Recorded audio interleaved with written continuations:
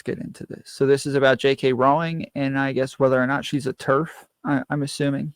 So yeah. Bubble, bubble, toil and trouble. Fire burning cauldron bubble. Something wicked this way comes. Magical deeds are afoot, dear readers. Magical darkness. A must. Joanne, I want to talk to you, Joanne.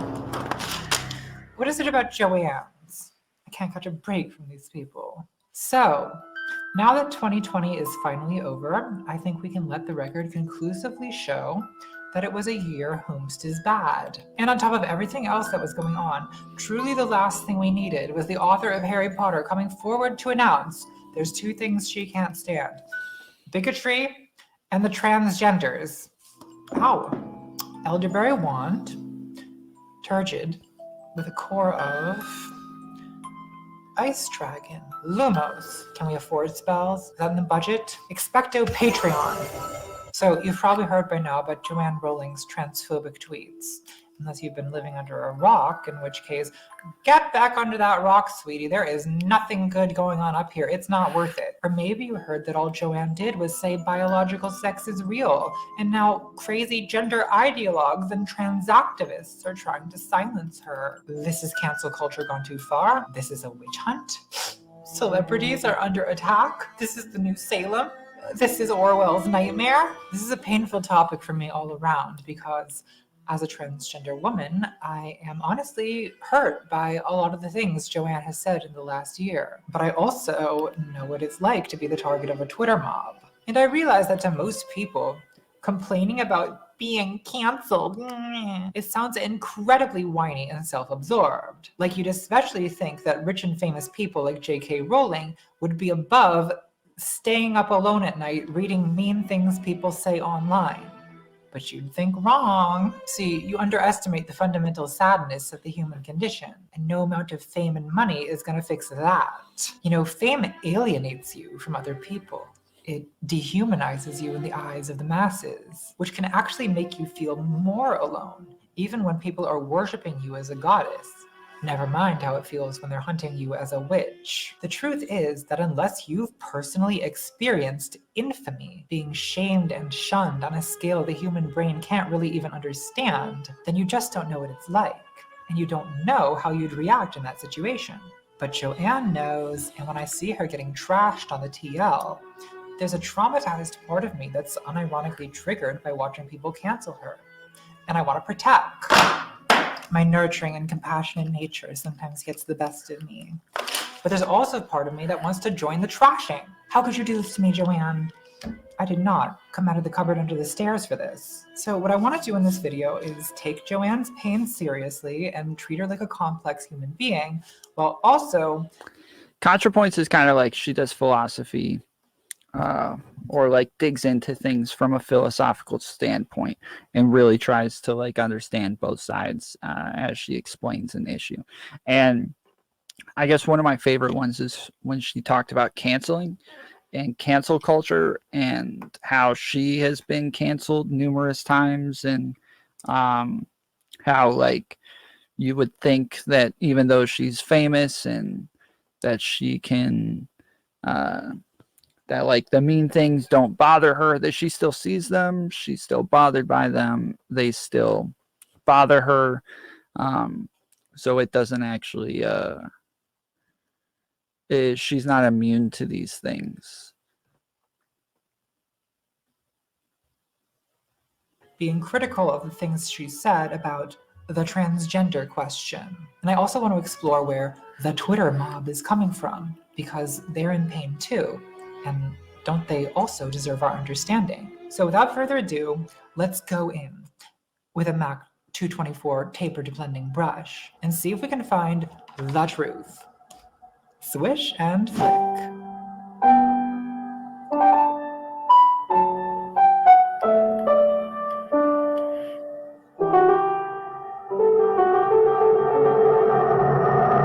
So I don't know, this one might be too long. This is an hour and a half. I do 1.5 speed. Okay. Yeah, I'll probably look into that documentary. I'm more interested to see where it is that that Lauren Southern is going personally, and see like if she actually is what she claims to be now. We'll get into some of this, and then we'll probably move on in a little bit.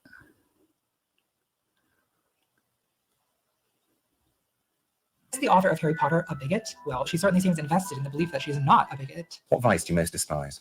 Bigotry. In looking over Joanne's tweets, I don't think the average person would see any problem with what she's said.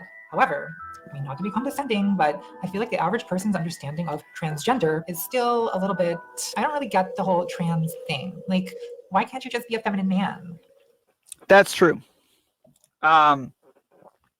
Most people who have issues with trans people, they think that like trans people, the way they talk about it when they say like someone with a female genitalia says, I'm a man, they think they're saying I have a penis.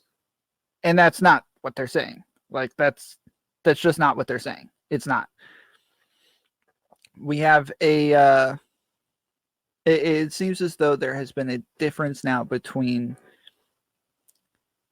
gender and sex, and like even most major medical sources will differentiate gender and sex. Sex is more of your like biological it's more of the biological aspect to it, whereas gender is the social aspect to it. It's how somebody feels, or how they think, or how they present themselves, or how they identify themselves. So gender is like man or woman. Those are genders. Whereas sex is male or female. Man, woman, male, female. So they are now differentiated. And I guess someone can be a man and, or sorry, yes, a man and a female at the same time based on how they identify. But most people who have an issue with this, they just don't understand the distinction between gender and sex. I don't know, Amber. Why don't you be a feminine man? Who knows? You could be missing out. So we're gonna go through the things that Joanna said about trans people, but I don't want this to be just a drama video or a video saying, cancel Harry Potter, drag her. Like, I want to try to do something a little bit more meaningful than that. So I'm gonna use JK Row as a case study in bigotry and see if we can maybe learn something about what bigotry is, how does it work, and how do otherwise good people get drawn into it. And if we can make any progress on any of those questions, well, for once I think I'll actually have earned my Patreon budget. So keeping in mind our very serious and educational purpose, let's spill some shade, throw some tea. So this all started in 2018 when Joanne liked a transphobic tweet and followed an anti-trans account. Now, in the interest of giving Joanne as much benefit of the doubt as I can, I'm not going to admit this as evidence because I don't want to do guilt by association. Strike it from the record. That was fun. I like hammering things. The real story begins in December 2019 when Joanne tweeted the hashtag #IStandWithMaya, referencing Maya Forstater. Maya Forstater is an English consultant who lost her contract. No, Chicken didn't get into it with her. Actually, he like asked one question and then pretty quickly said that he had misjudged her. He said, I like her, and honestly, so far, I think I may have misjudged Wolf. I like this. I don't know what it is he was saying that would have made it to where he would have gotten into it with her. I didn't see anything that he said that made it seem as though they were going to get into it. So, texticuffs. No. Gender made up in the 50s or 60s by a guy who abused kids. I don't. Why is that relevant, Baylor? Why is that relevant whatsoever? Like what does that have to do with whether or not gender is separate from sex? The fact that the person who differentiated the two abused kids, like I don't know that that's true. If it is true, how is that relevant whatsoever? Like, well, gender doesn't matter anymore because the person who said it first abused children. We don't like them. Track with the nonprofit she worked for after she did transphobic tweets, and Maya has been kind enough to compile them all for us in her thread titled Allegedly Transphobic Tweets. Well, let's take a look and see how alleged they are. Yes, I think that male people are not women. I don't think that being a woman or female is a matter of identity or womanly feelings. It is biology. Another says, some people believe that a person with a penis can be a woman. Some, the majority, don't. Neither group should be discriminated against in everyday life, but in situations involving taking your clothes off for strangers, integration of the two groups is not possible. And there's a cartoon of a hairy-armed, hairy-legged... Because it's made up. Yes, no, duh, it's made up. It's a social construct. Like, yeah. Now, just because it's a social construct or it's made up doesn't mean that it doesn't correlate to actual things in the world. Like, all of language is made up. All words are made up. And all words correlate to something that is truly within the world. Like, just because we see, like, a coat hanger, and we call it a coat hanger. So like, well, coat hangers are made up, man. That's not even a real thing. It doesn't actually exist because one day there wasn't coat hangers and the next there are. No, I don't buy that, man. That's not real. Like, yes, everything, gender is a social construct. Just because you're born with a vagina doesn't mean that you are more likely to like the color pink or dresses or sorry, I don't listen or believe something by someone mutilated kids. That's not even a sentence, dude. That doesn't I don't believe or I don't listen or believe something by someone mutilated kids. That's not even a sentence, bro. Nice try. So are most of human concepts, but the problem is one makes it harder to talk because they want to take over the world. They want to take over the word man, and it's been used for biology for a long time. The two have correlated with biology for a long time, and that's true. But normally, like, somebody walks up with a dress and a purse and makeup on and a long hair, and like normally we're going to assume that they're pretty feminine and that they're a woman. Like, what to ask what their biology is seems a little weird. Like, think about it. The fact that we would use pronouns based on your genitals, like that we need to know what genitals you have in order to have a conversation with you, that is kind of weird, right? Like, that's strange. Unless I'm like trying to have sex with you, which 99% of the people that I come into contact with on a daily basis, not trying to have sex with any of them. I'm not even thinking about it. So the fact that I somehow need to know what their genitalia is in order to have a conversation with them or use pronouns is very strange, right? Right? Like, this is a strange norm. As someone who believes that all transgenders simply suffer from gender dysphoria, I don't assume that they are assuming a different sex, though some are by advocating there are no real differences. It seems as though you're conflating gender and sex. Like, they're not assuming a different sex. They're assuming a different gender. Unless they have surgery to replace their genitalia, then they're not assuming a different sex. They're assuming a different gender. And most people who are transgender do not have gender dysphoria. Most of them just want to dress differently. There's nothing biological about whether or not you want to wear a purse, or whether or not you want to wear a dress, or whether or not you like the color pink, or whether or not you want to wear your hair in a ponytail. Like, there's nothing biological about those things whatsoever. Those are all social constructs that we associate with females or with feminine traits. there's nothing biological about them whatsoever. Having a vagina does not make you like the color pink. It just doesn't. Like, these are all things that we associate with it socially, which is why the two are separated now, because they don't actually correlate within the world. Do you denounce all things that were ever thought of by people? Because that is a lot of things. True. Sex is real, gender is made up. That's the difference. That doesn't make sense. Like, you can't say one thing is real. They're both.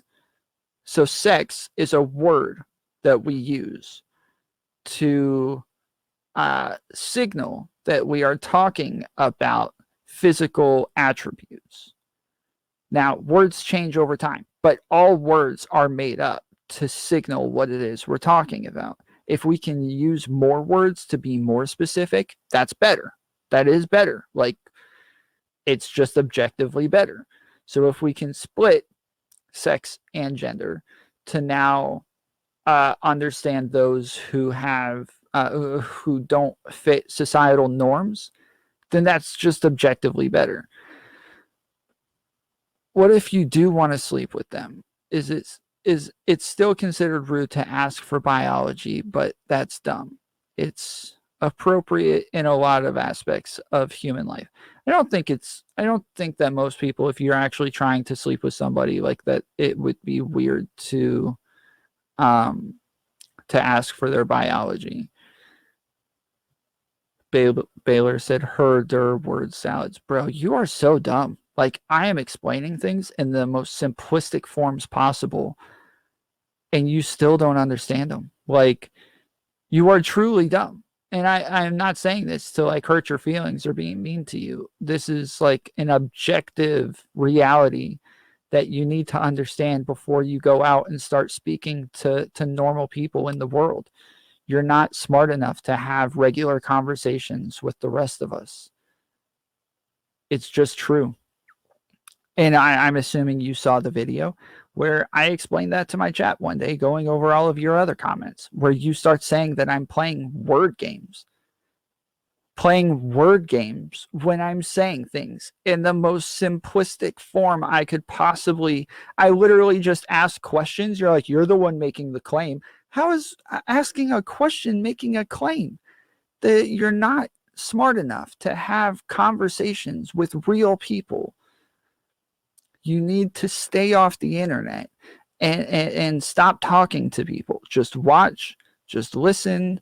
Over time, maybe you will start to understand the English language to where you can actually communicate with the rest of us at some point. Maybe not on the same level, but you will at least be able to communicate with us. I understand the difference, yet some are though.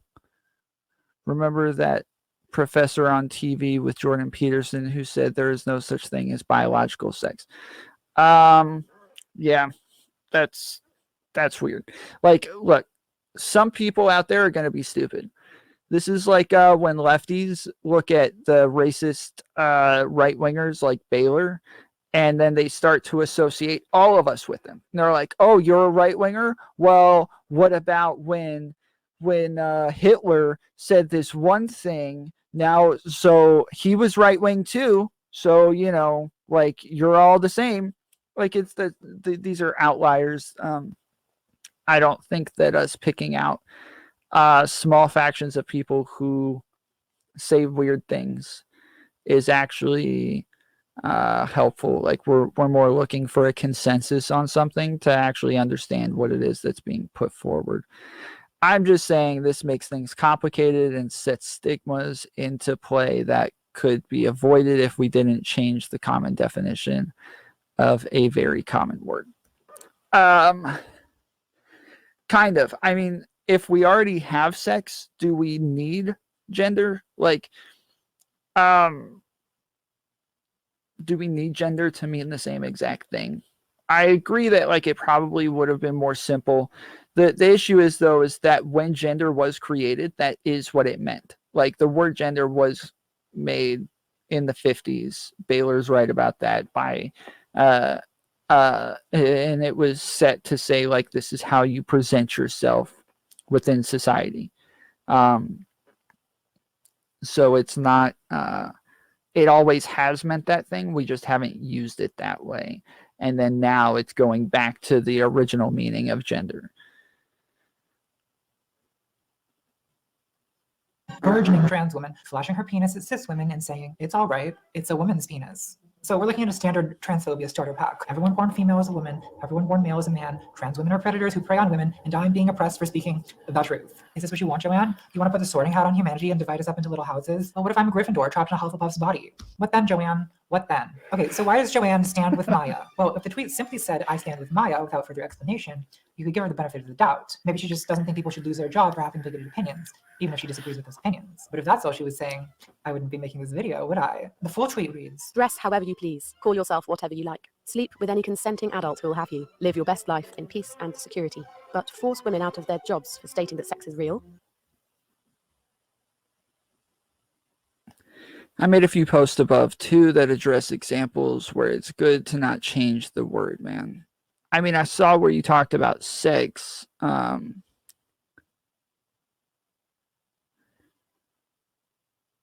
And whether or not you want to sleep with them. But again, this is like a small minority of people that you engage with on a daily basis. I don't disagree that it's more complicated, but I think that if we deal with it now, over time, it will be less complicated for everyone. Instead of saying, well, it's more complicated for the majority, so the minority just has to deal with it being more complicated for them so that it's never more complicated for us. But if we change it now, then it's less complicated for literally everybody in the future. Also, is this legit JK Rowling? Because holy crap, if it is, the internet is going to explode. The internet has been exploding. JK Rowling is what you call a terf. She is a trans exclusionary radical feminist, meaning that she's a feminist. She sticks up for women as long as they're not trans. Trans people don't count. They don't get any sort of place in the feminist world. So yes, this has been going on for a long time with JK Rowling, and it's not like if you see this tweet right here that she's talking about, this was in December 19th of 2019, and most of the tweets that she's been posting have been since like 2015. No, I know. I mean, did she make this video? No, she didn't make this video. Contrapoints made this video. I don't see her not sticking up for trans women here. I think we're going to get to that point.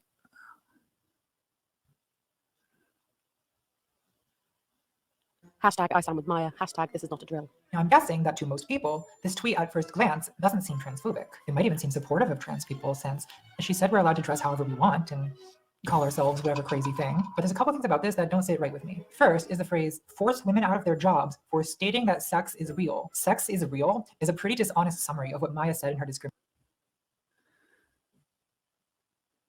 What if you were scoping out if you wanted to sleep with them, but didn't want to give it away by asking them to confirm that they had a vagina? I don't know. I think that's a personal problem. Like, I think that when it comes to sex, like normally these things are best to be upfront about. I understand that like the game is that we don't say upfront what it is that we want or what it is that what our intentions are, so that we can like, you know, quietly and secretly give these little signs here and there to see if we get the small little signs back. And that's like, that is the whole game, and it's fun and all of that. But it also leads to like dumb guys, and I'm not saying this is us. This is where like the whole toxic masculinity freaking bullcrap comes out. But this is where dumb guys start to think that they're seeing those signs when they're not, and then they start to take it a little bit too far. So if we're actually verbal with our intentions and explain them in a very upfront manner, then those sorts of confusions don't happen. My post was getting censored because I use a private part, I guess. No, I didn't see it. Hold up. It isn't necessarily dumb guys. I'm saying guys who like think that they're seeing signs when they're not actually there. For instance, I'm autistic. Okay, I'm sorry. I'm not including autistic people in this. My bad. That's a good point. In a societal problem, not a personal problem, and it's not some horrible sin to maybe be interested in someone and not be sure and would like to know their sex without saying it. I just think that once you get to the point to where like you're actually close enough to like for that question to be necessary, then you can ask the question. I don't think that like if you're putting in the work for like a week or two and then you have to ask the question after 2 weeks, I don't think that it's so messed up that you wasted a whole 2 weeks. Like, I think that the cost of something like that isn't that high. So I can't interpret those signs properly, so I never make a move because I know that I can never know.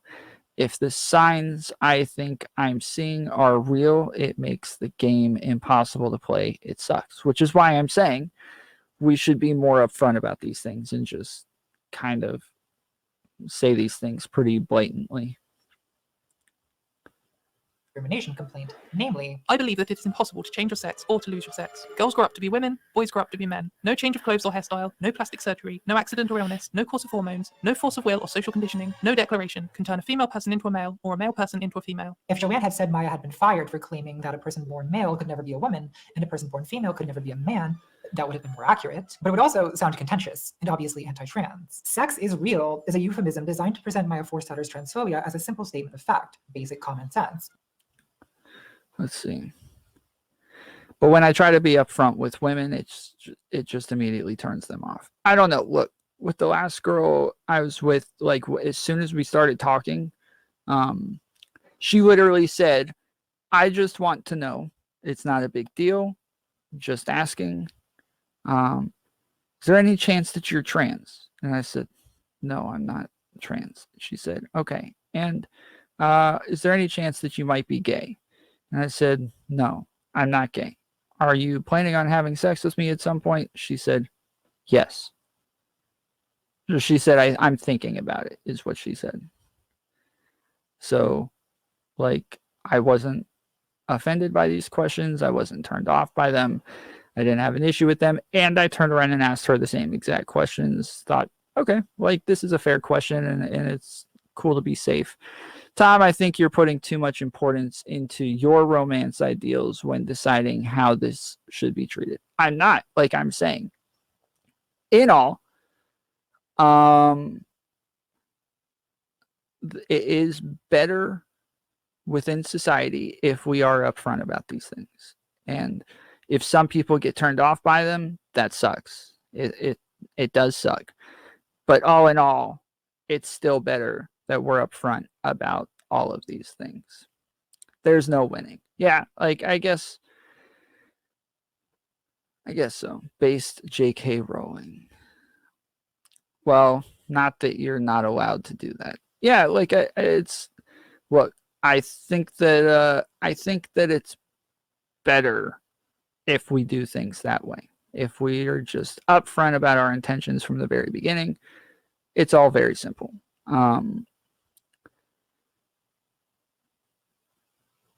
I think that we avoid a lot of other complications in the meantime. Not just one, not just two. There's a lot of other complications that we avoid in the meantime.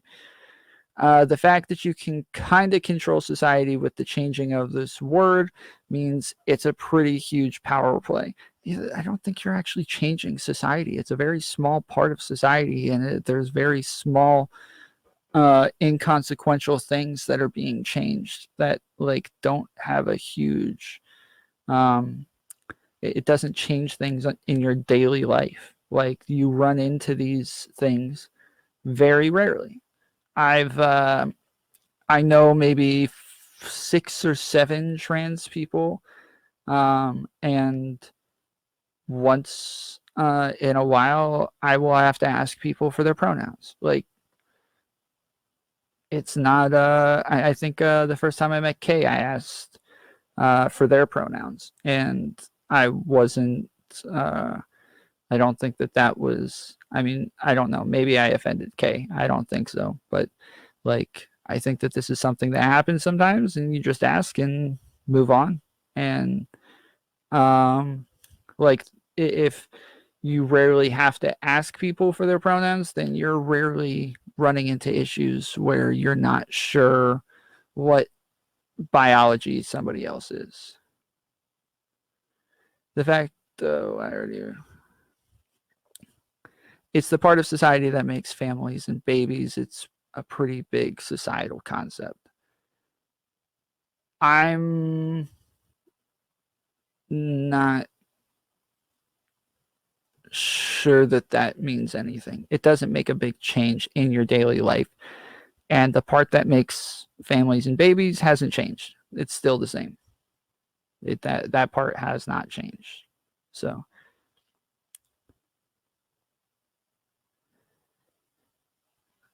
yes, Baylor's just dumb. Like he's not he's not even able to engage with the words that I'm saying. Like just ignore Baylor. All right. I got to go to the restroom. I will let this play for a minute. I'm probably going to miss an important part, but I'll be right back. Which only crazy activists and ideologues would oppose. Transphobes love to play this game where they pretend that trans people just don't understand basic biology. That's our problem. As if I didn't start taking female hormones because I'm acutely aware that my body is not the same as a cis woman's body, that sex is real. You will never be a woman, Nathan. Every cell in your body is male and has a Y chromosome. Really? That's crazy. How'd you learn so much about science? I don't really feel the need to have a second X chromosome. I get by with one. I make it work. I actually like the Y chromosome. I think it's a little more dainty, it's a little softer, a little more petite. The X chromosome has a lot of extra appendages, don't you think? And I don't need any more of those, thanks. No trans person thinks it's possible to change chromosomal sex, and to pretend otherwise is to argue in bad faith. When we say that someone is a trans man or a trans woman, we're talking about psychological and social identity. So when transphobes say sex is real, they're not actually contradicting anything most trans people believe, except by implication. When transphobes say sex is real, what they mean is only chromosomal sex matters. They mean they don't believe in transgender identity, which they trivialize, calling it dressing up, fashion choices, whatever you want to call yourself. When Joanne says, dress however you please, call yourself whatever you like, she's belittling what it actually means to be trans, reducing it to a change of name and costume. It's similar to the language of casual homophobes. For example, the homophobic equivalent of Joanne's tweet might read, choose whatever lifestyle you want. Indulge your sexual preferences with any consenting adult in the privacy of your own bedroom. But force Christians out of their jobs for stating that marriage is between a man and a woman? Hashtag I stand with Kim Davis. A penis and a sausage cannot make a baby. Checkmate the gays, it's just science. Homophobes trivialize what it is to be gay. They refer to it as sexual preferences, or a lifestyle, or what you do in the bedroom. We don't tell straight people to keep their lifestyle in the bedroom, but we should. Clearly, the straights are not oppressed enough. Being gay is more than what you do in the bedroom. It's also who you love. It's part of who you are, part of your humanity, and that's something that stays with you outside of the bedroom. So to dismiss it as sexual preferences is homophobic. Likewise, being trans is not a costume I take off at the end of the night. It's not a fashion choice. It's not a pet name some people call me. It's part of who I am as a person, It's part of my humanity. And it's also the kind of body I have, a transsexual body. So telling trans people to dress however you want is not really a supportive statement. Unless you're supporting YouTubers wearing Louis Vuitton socks in their videos apologizing for being racist, which is not valid, and is in fact a hate crime. YouTubers are constantly dragging each other because we see ourselves reflected in the other, and we can't stand the sight of it. So after the Maya Force-Daughter tweet, Joanne was silent about trans people for 6 months. But she took up the cause again in June 2019, first to complain about the use of the phrase people who menstruate in the title of an article trying to include trans men and non-binary people in a discussion of period poverty. That same night, presumably in response to her Twitter mentions being lit up by leftist teenagers who think Stalin did nothing wrong but Rachel Maddow is a war criminal, Joanne tweeted a thread, again repeating the I knew I was going to miss something important. The problem here is that Contra is claiming that there isn't an issue with people rejecting biology when there is. What what did Contrapoints say? I don't know now. And now I knew I was going to miss something. I knew it. Dang it.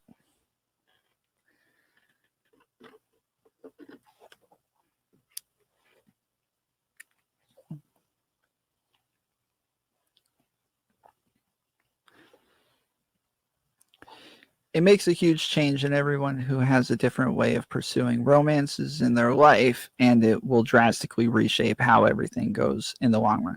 Sure, but it changes it for those trans people as well. Like, even trans people still care about whether or not you have a penis or a vagina, right? Like, that's still something that they care about. They're not all like having sex willy-nilly with anyone and everyone. They're normally, they still care about whether or not you have a vagina or a penis. So they still have those same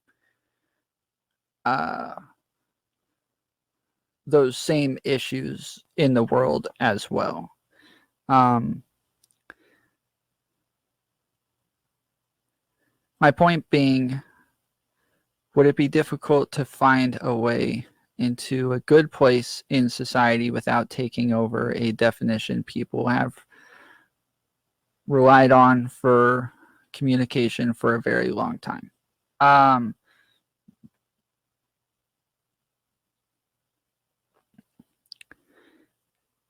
Yes. Nice, dude. Is that, wait, does that mean you sent me 100 bits? I can't tell on this platform. Is that what it means, Peter Pantsoff? I'm not sure. Yes. Hey, we got bits. We did it, everybody.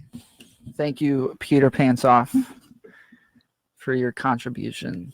We got our first donation of bits. Dope.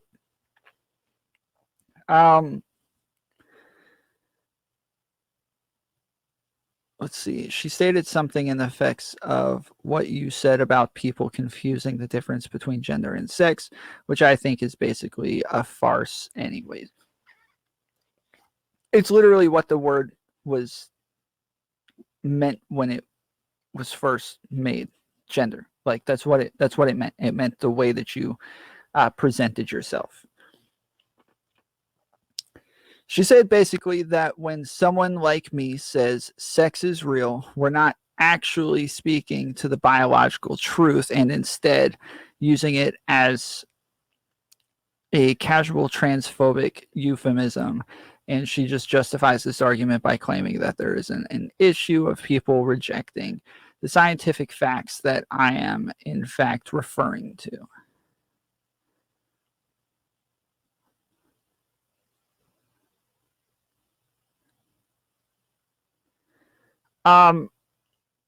But that's because gender doesn't actually apply to sex. So it's not that she's saying that sex isn't real.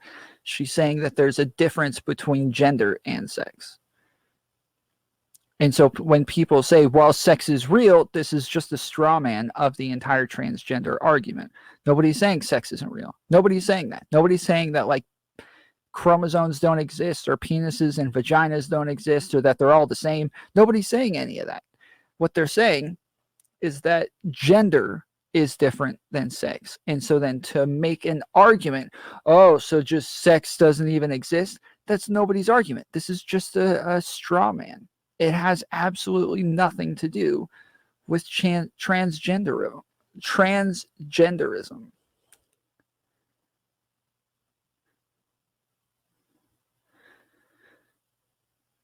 Let's see.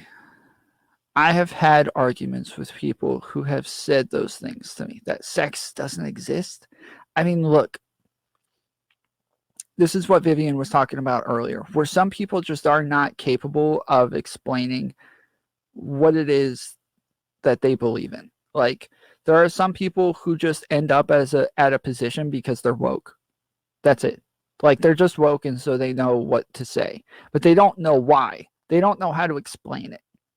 I never take a position unless I feel as though I can explain it thoroughly and answer questions about it and dig into the minutia about it. I'm not actually going to take a position on it. So like, you know, whether or not Trump colluded with Russia, like I don't know. I'm not taking a position on that. Like I can't explain one side or the other. Also, what is gender does not apply to sex supposed to mean? It means that they're not the same, that they don't actually. So within society, if you're born with a vagina, we just kind of expect you to like the color pink, to wear dresses, to wear makeup, to have a ponytail, to, to like certain things. We just expect you to do that. But it's not biological. It has nothing to do with your sex. Whether or not you like dresses has nothing to do with your sex.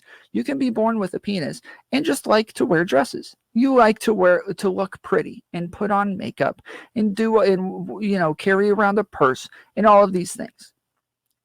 It has nothing to do with your genitals. It just doesn't. It has nothing to do with your chromosomes. It just doesn't. There is no correlation between your genitals and whether or not you want to carry a purse or wear a dress. But if you carry a purse and wear a dress, this is now gender. Gender isn't necessarily inherently connected to sex. It's just not. They're not connected. Within society, we have pushed these things onto people to say, if you're born with a vagina, now you are supposed to like these things. You are supposed to carry a purse. You are supposed to wear a dress. You're supposed to like the color pink. We have pushed those things through societal constructs, but they're not biological. They have nothing to do with your genitalia. They have nothing to do with your chromosomes. They just don't. So sex is real, but it has nothing to do with gender. It has nothing to do with the way you present yourself. It has nothing to do with whether or not you carry a purse. Just as for men, you don't have to automatically like sports. You don't have to automatically lift weights. You don't have to automatically keep your hair short or want to wear suits. You don't have to automatically want to play video games or something like that. Like, all of these things are societal constructs that are pushed onto people based on their biological sex, when in reality, they're not inherent to your biological sex.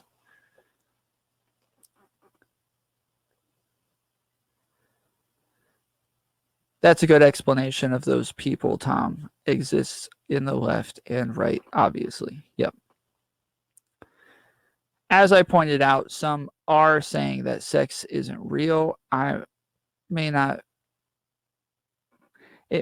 be the whole trans movement, but it lays the foundation for that kind of thinking. Yeah, there are people who hurt all sorts of movements. So like the people who are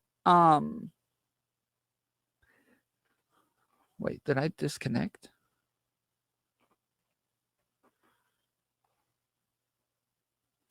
What the heck? Can somebody comment real quick so I know I'm still online? Okay, there we go. All right. Did I disconnect for a second? Okay. Crap. What was the question?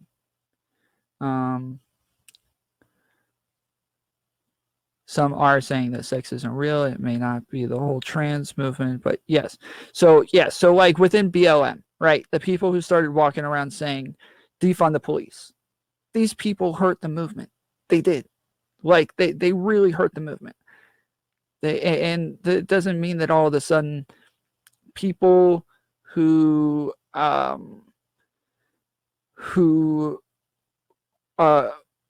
associate themselves with BLM now want to get rid of all police, right?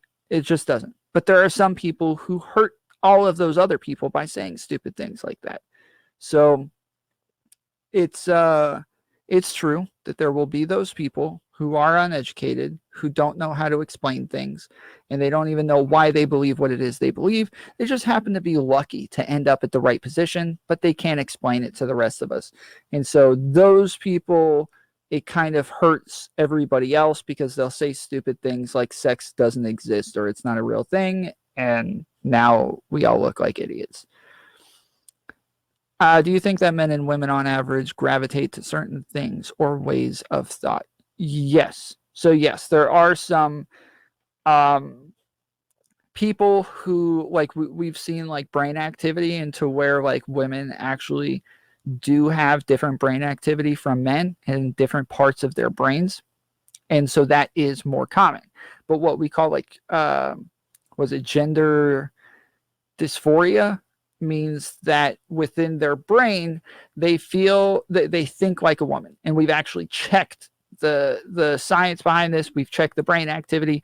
They think like a woman. Okay, then I think it's trans dysmorphia, where they feel like a woman but they have a penis, and this is like it's killing them. Like all of a sudden they start growing a beard, and it's like, what the heck? Like why do I have to look this way? I'm a woman. I feel like a woman. Like these are real things.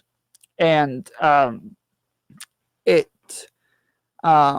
is a bit different, but not everybody who's trans has trans dysmorphia or sorry, gender dysphoria or gender dysmorphia.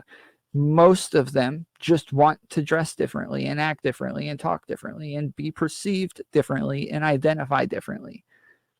Most of them don't have to have those things. They don't have to have like a reason for why they want to do those things within society or why they want to be perceived differently or identify differently. They don't have to have a reason for that. They don't have to have some sort of medical issue to be able to do that, because it's just not inherent to their biology.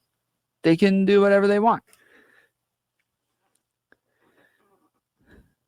Sex is more than just the chromosomes you have. It's the combination of chromosomal makeup, genital, secondary sex characteristics, and gender.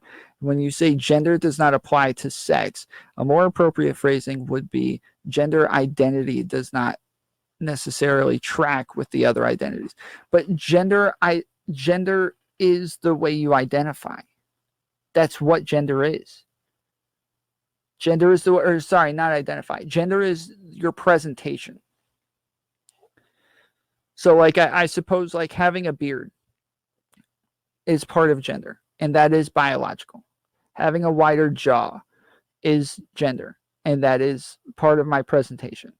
So yes, there are biological aspects to it, but the examples that I'm giving when I talk about dresses or lifting weights or watching sports or carrying a purse or wearing makeup, like when I give these examples, these are purposeful presentations that you're putting out there. These are the way that you personally identify. These are the way that you express yourself, and that's so I guess I should say gender expression when I'm talking about those specific things. I agree with nothing like that being inherent, so I'm 100% on your side on that. We should normalize the want to understand people instead of vilifying them in our society. Was a damn good speech. Trans people should absolutely do whatever they want, personally or presentation or tendencies isn't inherent to their sex.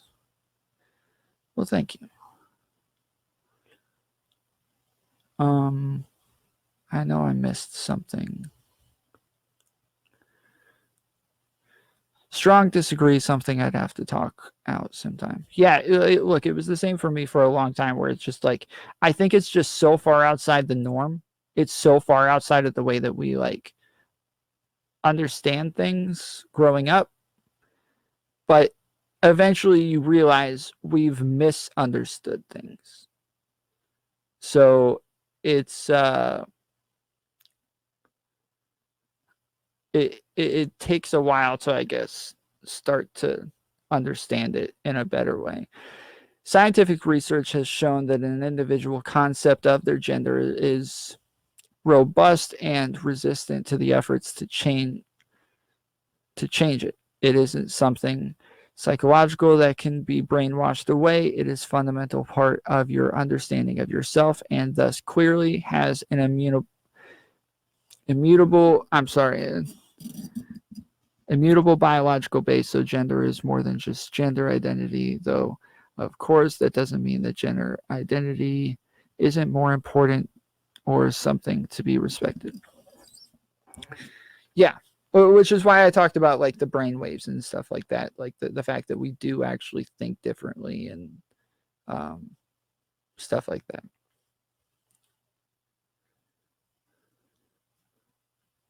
Slogan that sex is real, adding, It isn't hate to speak the truth. and concluding with another backhanded statement of support. I respect every trans person's right to live any way that feels authentic and comfortable to them. I'd march with you if you were discriminated against on the basis of being trans.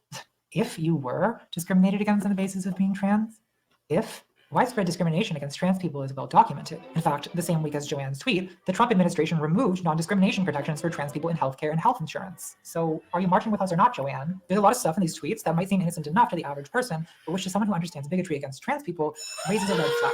Bigotry always has a history, and in order to understand bigotry, you have to learn that history. Prejudices are made up of tropes, stereotypes, narratives, arguments, which we aren't born knowing, we have to learn them. No one is born thinking that the gays are destroying the family, or that women are naturally subservient, or that the Jews are trying to control the world economy. So if you aren't familiar with Bubersama on YouTube said my issues are how often the definitions of words of the word man is being changed and causing confusion, and I think there's got to be a way better way to all get along. Yeah, I mean, look, I don't disagree that it is confusing. But as I said, it was more so that we misunderstood the meaning of these words for a long time, and we didn't necessarily misuse them, but we misunderstood what it is that we were saying, and we felt as though that they were all connected when in actuality they just weren't.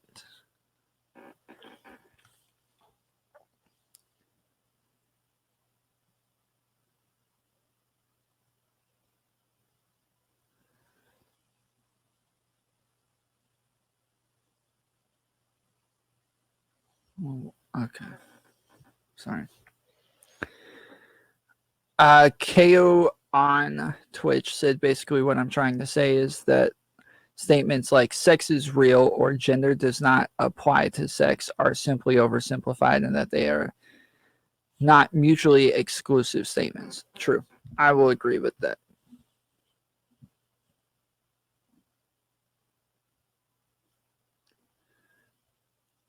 with these prejudices, you might not notice anything wrong with them. He never said he hated the Jews. He is simply concerned about the overrepresentation of Jewish people in media and banking.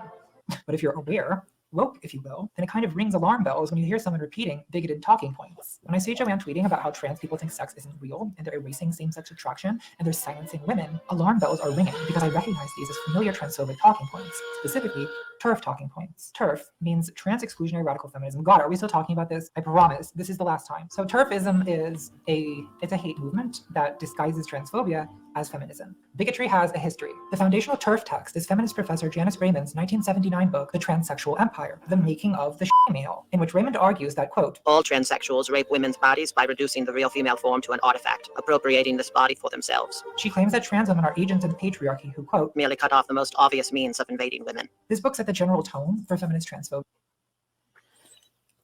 So we misunderstood changing it back now is ridiculous. I'm not saying we're changing it back now. I'm saying it meant the same. It meant one thing the entire time. It was defined as that one thing the entire time.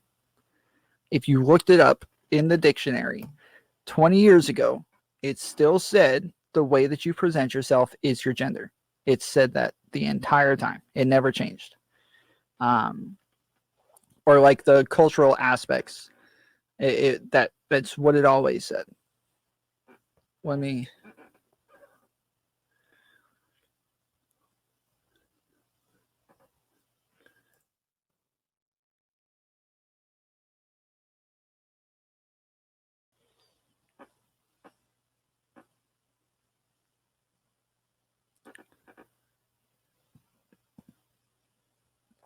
All right, let's do it this way.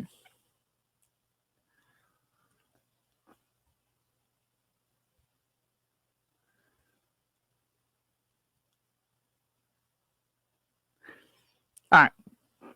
Sex, assigned at birth, refers to one's biological status, meaning when you're born, we can see the genitals that you have, and we can say this person is this sex. Now, later on, they might get some sort of like surgery to change what genitals they have. It may not necessarily change their chromosomes, but it changes the genitals that they have, and then therefore they have now become, I guess, a transsexual, but their sex has changed. Gender, socially constructed roles, behaviors, activities, and attributes that a given society considers appropriate. So these are the things that we consider masculine or feminine characteristics. That's pretty much it. Gender has always been something that we consider masculine or feminine characteristics.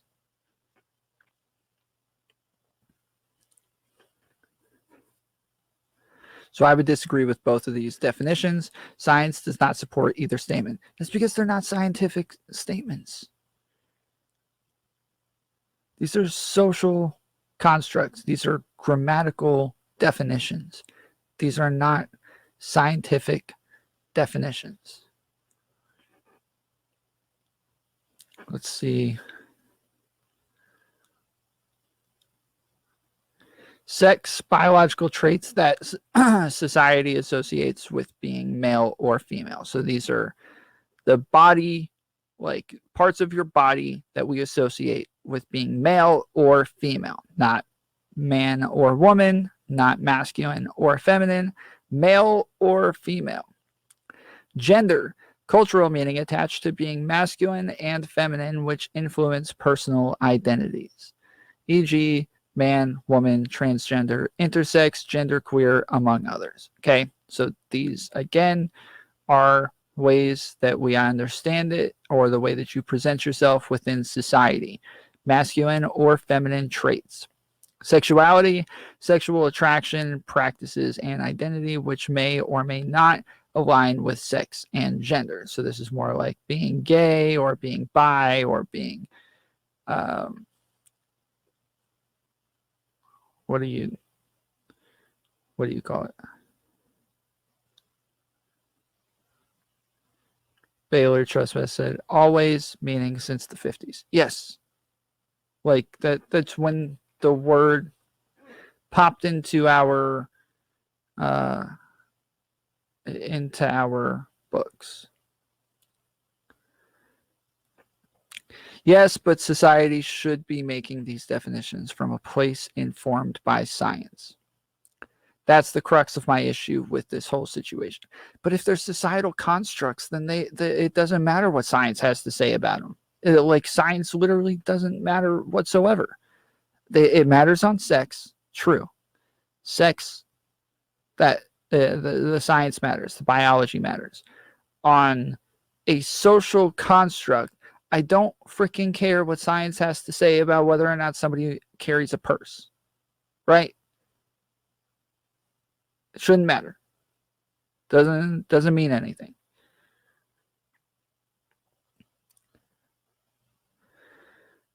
Language is based on people's understanding of it, so saying it was always this doesn't mean anything. The word is what people understand it as. True. The problem is that if a definition means something else the entire time, but you're never actually confronted to actually understand that other meaning, so like you didn't even know trans people existed, or you didn't even know that this was a thing, right? The entire time you just had no clue, so there was no reason for you to even use it. You were still using it correctly the entire time, you just didn't know. And then all of a sudden, you are confronted with trans people and find out that it means something else. that doesn't mean that you were using it wrong before, because everybody that you meant, their biological sex and their gender matched up. So you were using it correctly the entire time. It was only once transgender people became more prominent that we started to realize that there are other ways that we should be using this word. Wait, are you saying the word man came into existence in the 50s? No, I'm not saying that. If society is interested in upholding the truth, science is the tool set we use to acquire an understanding that is as close to the truth as possible. That's not true. Science can't, okay. If I want to call this this color behind me pink, science cannot tell me whether or not that color is pink. I don't care what freaking science has to say about whether or not that color is pink. Okay? If I want to know within like a philosophical definition of the word truth, and I want to dig into like morals and stuff like that, science cannot tell me anything on this stuff. It doesn't know anything about it. It has nothing to do with this. If I want to listen to like the word life, science cannot define the word life. Science does not give us definitions. Science uses the definitions that we already have to explain to us what it is that they found. But science does not change definitions of words. Words are normally societal constructs that we use to express what it is that we understand. And if we can take gender and say, hey, there's better ways to express what it is that we understand within the world when it comes to the way that other people express themselves, then we should be using the word gender in a more appropriate manner. You could have met someone who was transgender and not even realized it. Yeah, that's true. I mean, I guess you could have used it incorrectly and just not known it. Tom, you are pro-puberty blockers or trans teens? I suppose that's like up to a doctor. I'm not really. I think that there are doctors who say that it's necessary for some underage kids, and I think that that's more for a doctor to decide. Tom, I'm not saying that it doesn't make sense, but I am saying that it is also a mental backflip to arrive at conclusions that is going to strain society, and that I am correct in much better ways for the world. So what's like a better way? To say like a feminine male or a masculine female? Like, what are the better ways? Science can and does tell all these things on a daily basis. No, it doesn't. It uses what we use to express to us what they found. Science does not tell us what these things are. We have a word. That word is blue. We as a society know what we mean by blue. Science describes what exactly the physical phenomenon we call blue actually is. True. Yes. Agreed. I agree on that. Now, if we start to call it red, science is going to switch to explaining what it is that we call red. If we just change the color blue and say now it's red, science will do the same. They're not going to be like, no. Because we can explain to you exactly what blue is. You can't start calling it red now. Because we have scientific definitions of what it is that is blue. No, they can't do that. They will just switch to using the word red just as we do. Also, I got to say, you're good at juggling like five arguments. That is a serious skill, man. I see streamers lose with 2 conversations. Thank you. Yeah, I think, did you guys see my interview on Big Buckin' last week? One of the things that I've gained, like the best skill that I've gained, or like the hardest skill that I've had to like hone in on since I started streaming, is While I'm talking, I have to type and talk to you guys at the same time. I don't like long quiet periods, right? So I will keep talking to you guys and I will be searching something at the same time to where I'm typing one thing that you don't even know that I'm typing, and I'm able to keep saying other things at the same time to where you have absolutely no clue that I've typed a completely different thing at the same time and never stopped talking or never had to pause in order to type that thing. So that's definitely the hardest thing that I've had to get used to ever since I started streaming. I know some of you remember when I had a producer for a while. That was so much easier. Like, oh, I was so like pampered when that was the case. But I broke up with my producer, and so now I'm back to the hard stuff again, where I got to do literally everything myself. A better way is boy, girl, MTF. What is MTF?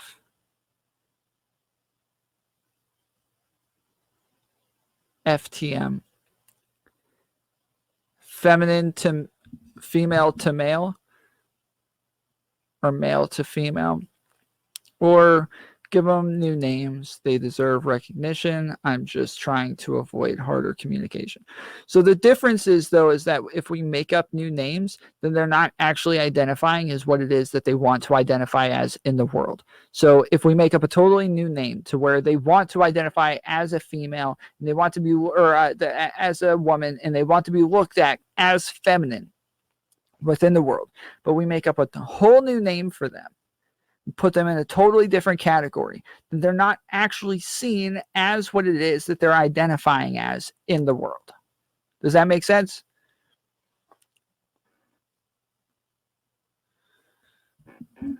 Thank you, KO.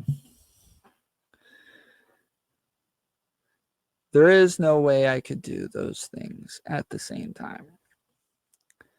Male to female, or sorry, yeah, male to female, female to male. Okay. You just proved my point. I don't understand. All right, I'm going back to the video. What point did I just prove of yours?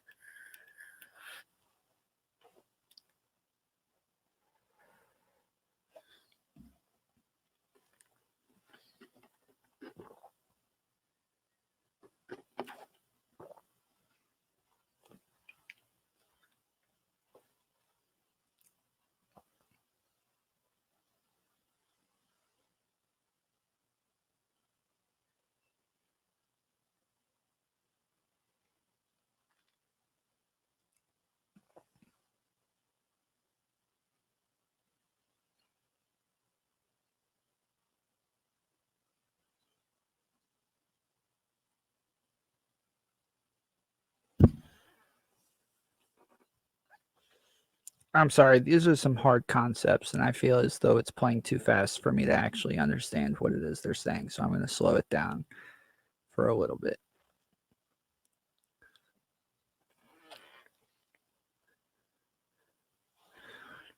Oh, it's muted?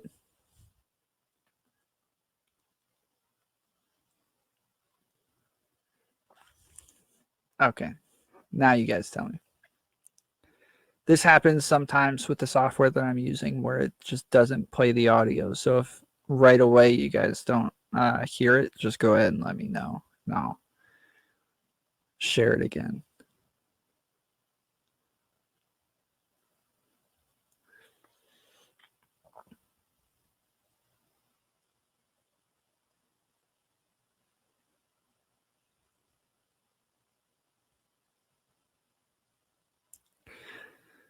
So you can't have another word for biological male who identifies as female. Why? Boy and girl supposedly aren't male and female. True.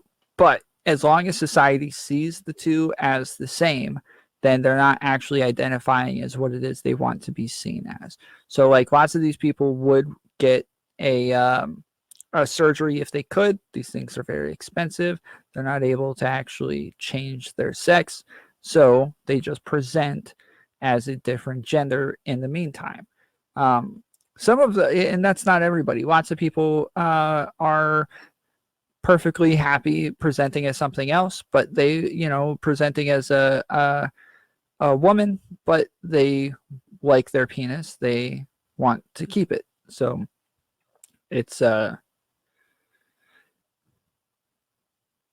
fact that it's incredibly awkward to argue about this is proof it's more trouble than it needs to be admitted. Okay, so the fact that we have ignored that these people exist for such a long time is why we're having these complications. And the fact that we are now coming to grips with the fact that these people actually exist is the complication in and of itself. It's not the words, it's not the, the different definitions that we have for them. It's the fact that we ignored these people for such a long time to where now we are finally acknowledging them. And now we are having issues as a society because we chose not to acknowledge them for so long.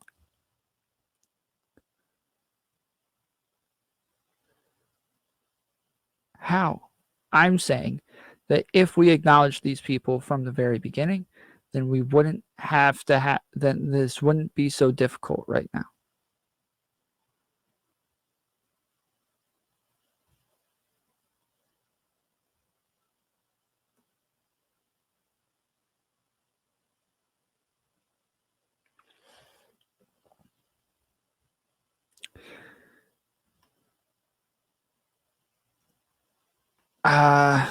Okay. I mean, the words being so intrinsically connected makes it so hard to communicate around this subject, and it needs to be addressed. I haven't denied that it's hard. I have acknowledged numerous times that it's hard and that it is complicated.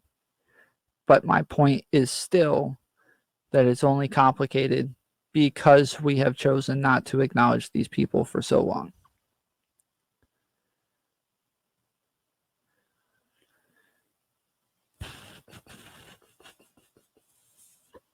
Join my Discord. We let you guys post a bunch of articles and videos and suggest content for us to react to. I don't spend all week looking for things to talk about, or normally, I mean, I'm streaming on almost a daily basis now, so I'd have to spend pretty much all day looking for 8 hours of things to talk about and then talking about them for 8 hours. So make sure you join the Discord, help us out, give us if you watch something that you think is interesting, that you think the community would enjoy, or you just like to know what my take is or what Kay's take is on it, you can post these things in the Discord, and then that way you help us fill up content, watch videos, read articles, all sorts of things. From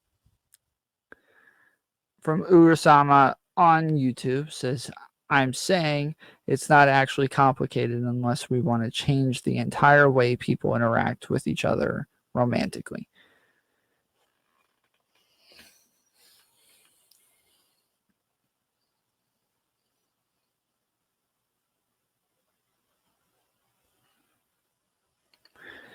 Through changing the way we refer to biological males and females.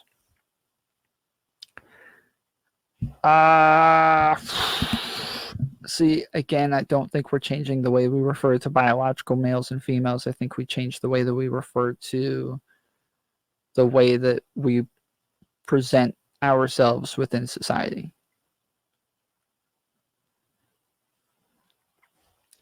And technically, we're not really changing it. We're just coming to a better understanding of it. Away with it. But it's vital to recognize that being mean is not the essence of bigotry. I tried posting the. Did everybody see the link for Discord in their chat? I just posted it, but there's some people who are saying they don't see it.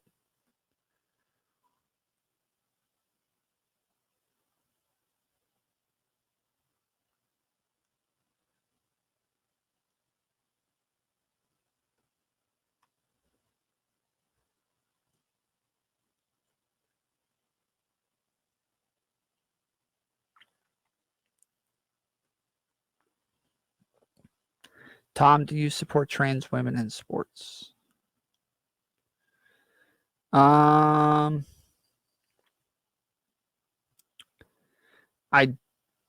don't know enough about the subject to really talk about it yet. I was just talking to Vivian Wolf about it a minute ago. So from what I understand, there are some complications with the way that with the way that trans women are the biology that they still have still gives them somewhat of a leg up on other women. The way Vivian explained it was to say that they don't, and that actually taking hormone blockers to take all sorts of I can't think of the word right now, but that they take enough things to where they end up not having a leg up anymore, and then therefore I have trouble believing that somebody who's lived their entire life as a biological male and building muscle at a faster rate will, or even being taller,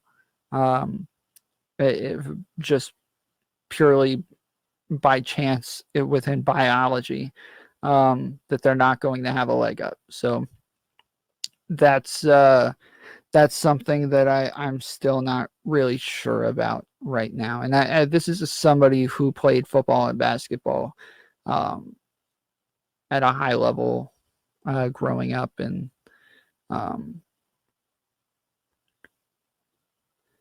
Vivian is biased because she's trans. Maybe, but I don't think that we can make that assumption.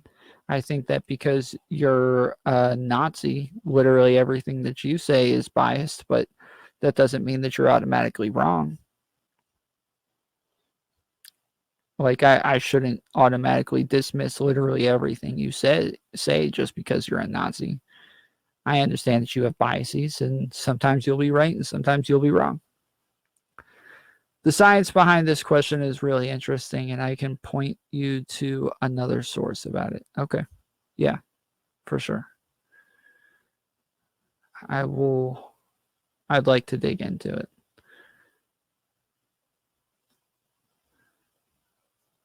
Bigotry can be hateful, yes, but specifically, bigotry is hate that poses a political threat to the target group. The fundamental problem with TERFs is not that they're mean, it's that they're politically reactionary. They want to reverse the progress of trans liberation. In the final chapter of The Transsexual Empire, Raymond lays out her solution to the trans question. Quote, The problem of transsexualism would be best served by morally mandating it out of existence. I believe that the elimination of transsexualism is not best achieved by legislation prohibiting transsexual treatment and surgery, but rather by legislation that limits it. Peter Pantsoff, I completely agree with you. Vivian disagrees. She pretty much says that this is already solved. I'll say again, I don't know enough about it to speak as if I'm an expert on this area. Just from what I personally know, it seems to KO. There's a section that says, I think, content suggestions.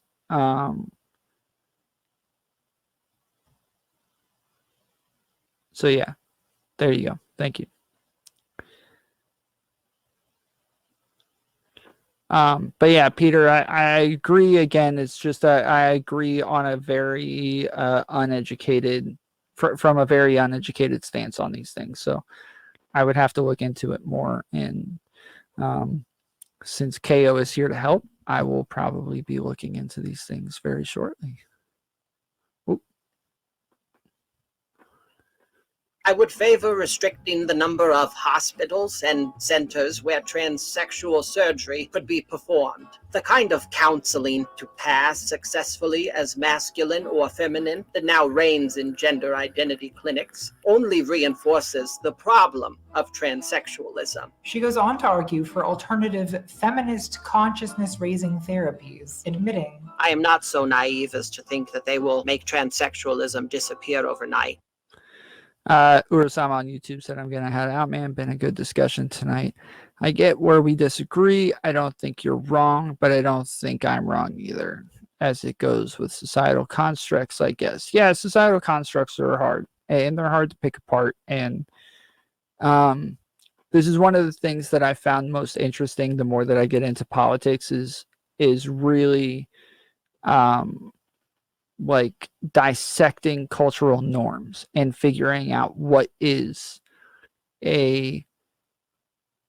what it is that we know that's actually true and what it is that's just socially constructed. So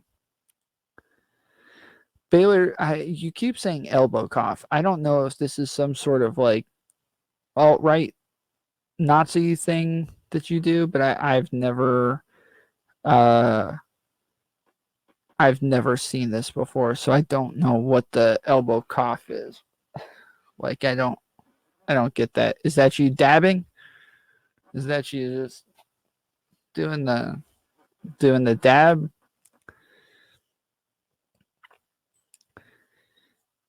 Yeah, we definitely have clashing views here, and we try to foster a community of people who all disagree. That's what we're looking for, is a bunch of people who disagree with each other. So even if you and I literally never agree, we want a bunch of people who disagree with us anyways. So LOL, the elbow cough is the new alt-right symbol, but COVID, what do we do?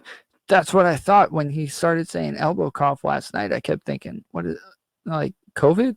Like trying to make sure that like you don't cough on everybody else? Like what is he saying? Peter Pants Off on Twitch said I was saying that we should allow transgender people to compete and see what happens, I guess. Yeah, I just don't know that, like, as somebody who competed in sports, I like set records in track and stuff like that. I could imagine being a female running track who now has to compete against a biological male and lose to them and feel as though it was stolen from you. I know that there are transgender females who are biological males who choose to continue competing as a biological male, even though they've gone through all of the hormone treatment and everything, because they don't feel as though that would be fair. Blair White just got into this issue with somebody recently. So, it's a sticky topic that I'm not sure about just yet.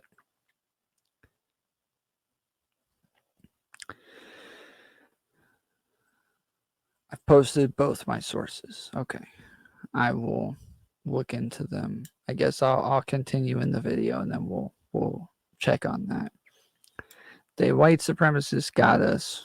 We can't cough in our elbows and we'll get coronavirus. Game over, man. Game over. Well, what is it like? What does it even mean? What does that even mean, to cough into your elbow? I don't understand. Like, now this is info from only one scientist, so it isn't necessarily a source of authority, but it is the result of peer-reviewed science. I have more research and reading yet to do. Okay. can't keep getting away with it. Yeah, so if it becomes a problem, then we can go from there. I don't know. Yeah, again, I just think like that one person would feel as though something was stolen from them, and then therefore they lost out on a chance to win a medal or a record, and that's not something that they can get back. So I don't know. I'm agnostic on the issue as of right now, as somebody who doesn't know enough to speak on it. But they would at least pose the existence of a real alternative to be explored and tried. So, like homophobes, TERFs have historically advocated a kind of conversion therapy aimed at eliminating transsexual identity and behavior. And like the anti-abortion movement, they recognize it's not yet politically practical to. You tell me what Pepe means, and I'll tell you what shoulder cough means. I've got a whole video on the alt-right and Pepe. Like, I'm assuming you're saying it's just a dog whistle?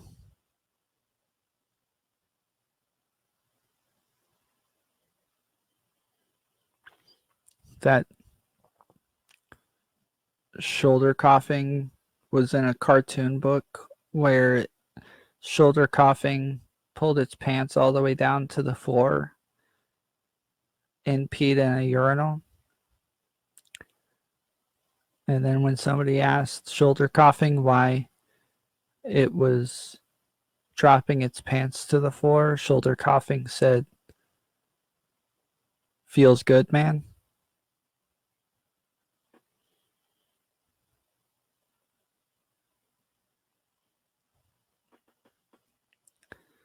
That's what I'm hearing. Remember when I said that gender is robust and resistant to attempts to change it? Completely make illegal a medical procedure they don't like, so they settle for making it as difficult as possible to get one.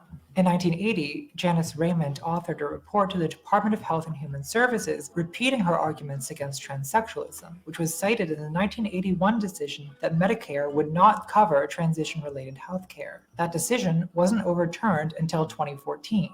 So there's real political consequences to bigotry. It's not just a matter of being mean. Polite bigotry can be just as dangerous. Unlike Janice Raymond, JK Rowling seems totally convinced, and very intent on convincing all of us, that she's a totally progressive LGBT ally who loves and supports trans people, while in the same breath spewing transphobic arguments. She's constantly saying things like, "I know and love trans people, but I'd march with you if you were discriminated against on the basis of being trans." Okay. This is something that I wonder about a lot. If somebody seems to be on our side on literally all progressive issues, they understand them, they can explain them, they're willing to advocate for them, they're there across the board, right? But there's only one issue that they don't get, and they're railing against it, right?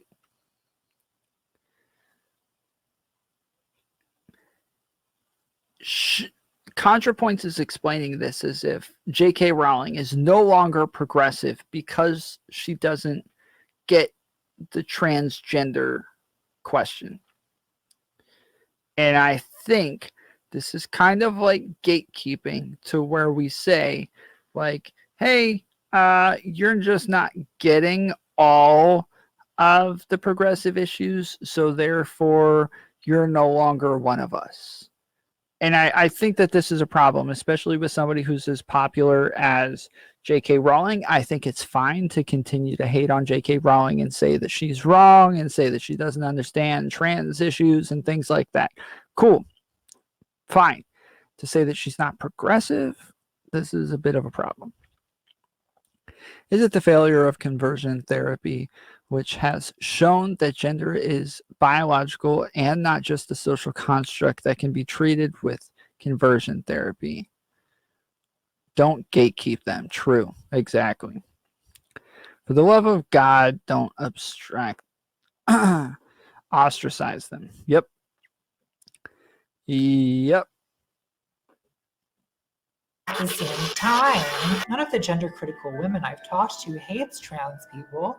On the contrary, many of them became interested in this issue in the first place out of concern for trans youth. A lot of people have a hard time noticing this kind of bigotry, and I think one reason for that is that our common understanding of bigotry is very narrow. People think of bigotry as like judging a group instead of an individual, which is of course a horrible thing to do. I don't care for the English. They're sick people. Or people think of bigotry as hate, something in True. English people suck.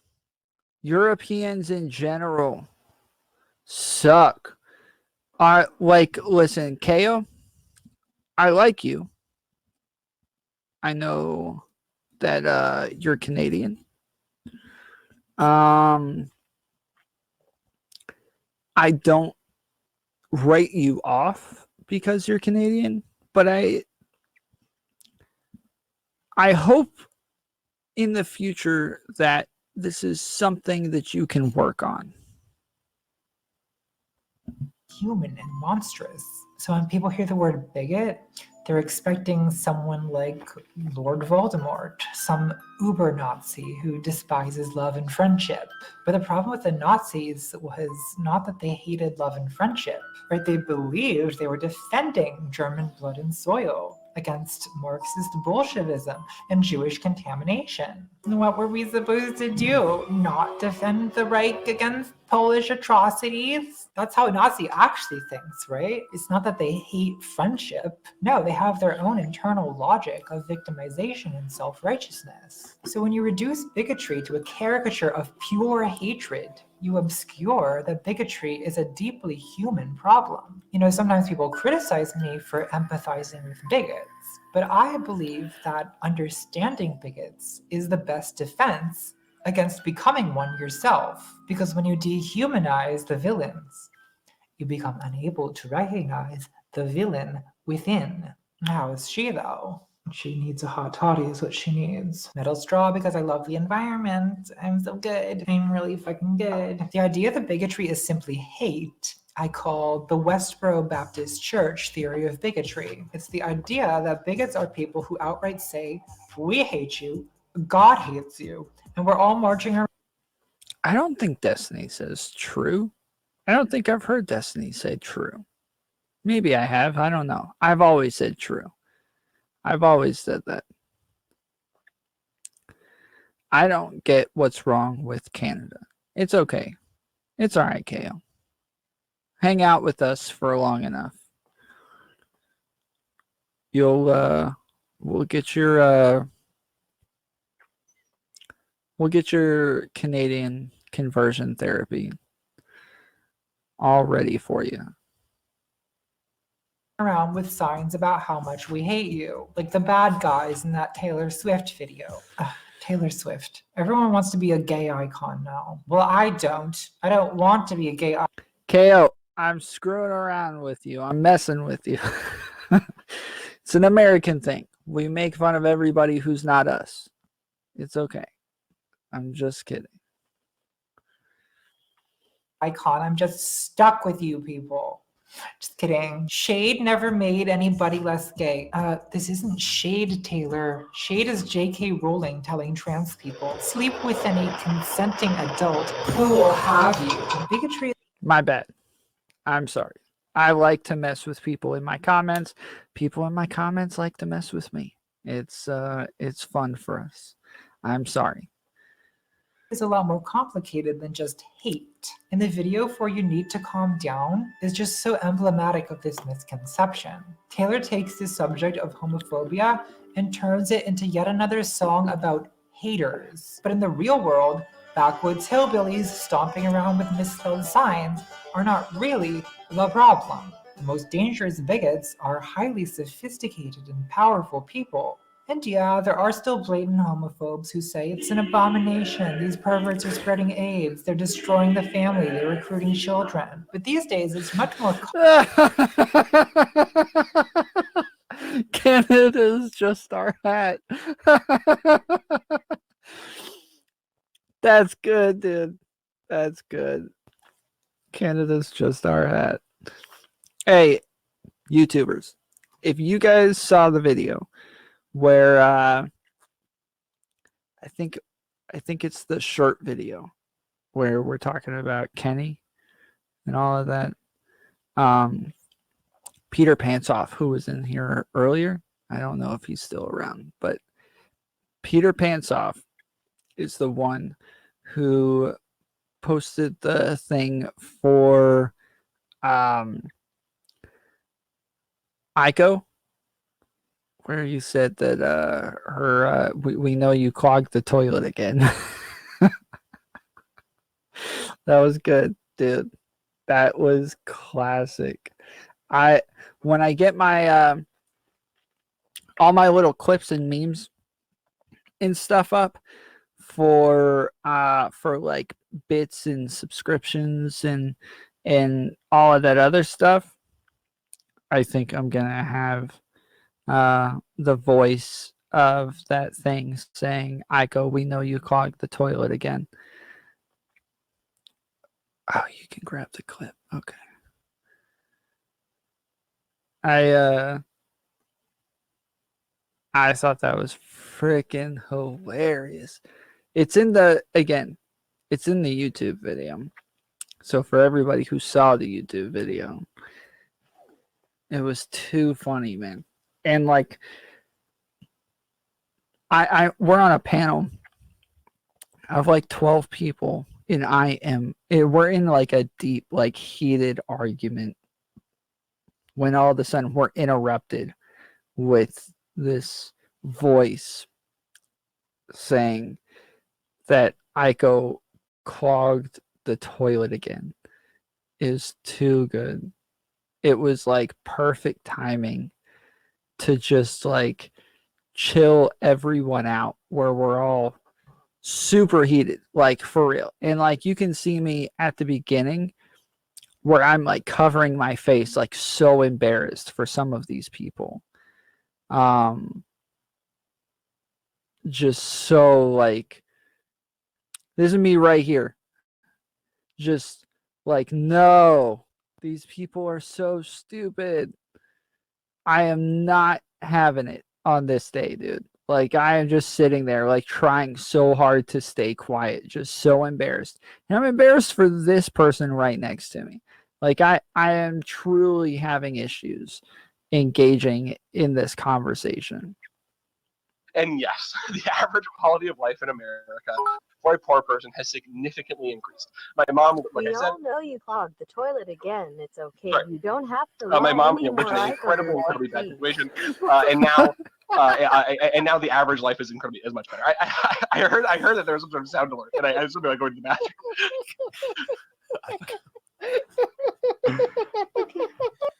Aiko, you are a treasure to the world. Okay, Littlebug, Littlebug, you have officially been unmuted. That laughter is so contagious. I can't hear you. There's other people talking. Go ahead, Kobe. I'm sorry. Did you? Oh, I laughed for a lot longer after that too. Like I totally just kind of like Peter Pantsoff derails the show, then I derail it even longer, just cracking up. Like I just can't control myself. It was too funny. And the thing is that like Peter Pantsoff is like the only person who donates to where it reads stuff on the screen. So I knew as soon as I heard it that it was Peter Pantsoff who was doing it as well. So I who's a new member to the community. So it was so funny. Yes, me laughing made other people laugh. Yes, because I was like, as I'm cracking up, and I can't stop. I'm like thinking like, oh man, I hope my mic is on mute right now to where they can't all hear me cracking up. Oh, it was too funny, dude.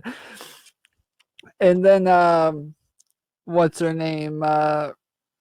crap. Ninetales is the one who's like, oh, that laughter is just contagious, like just making everybody else crack up now. So yes, it was so funny, dude. I could not stop cracking up. And I like eventually put myself on mute so I could continue laughing by myself. Common to hear. Of course, I love gay people. Some of my best friends struggle with same-sex attraction, but it's not homophobic to not want LGBT ideology promoted in schools to children as young as 3 years old. Why, it's a full-on assault on religious liberty.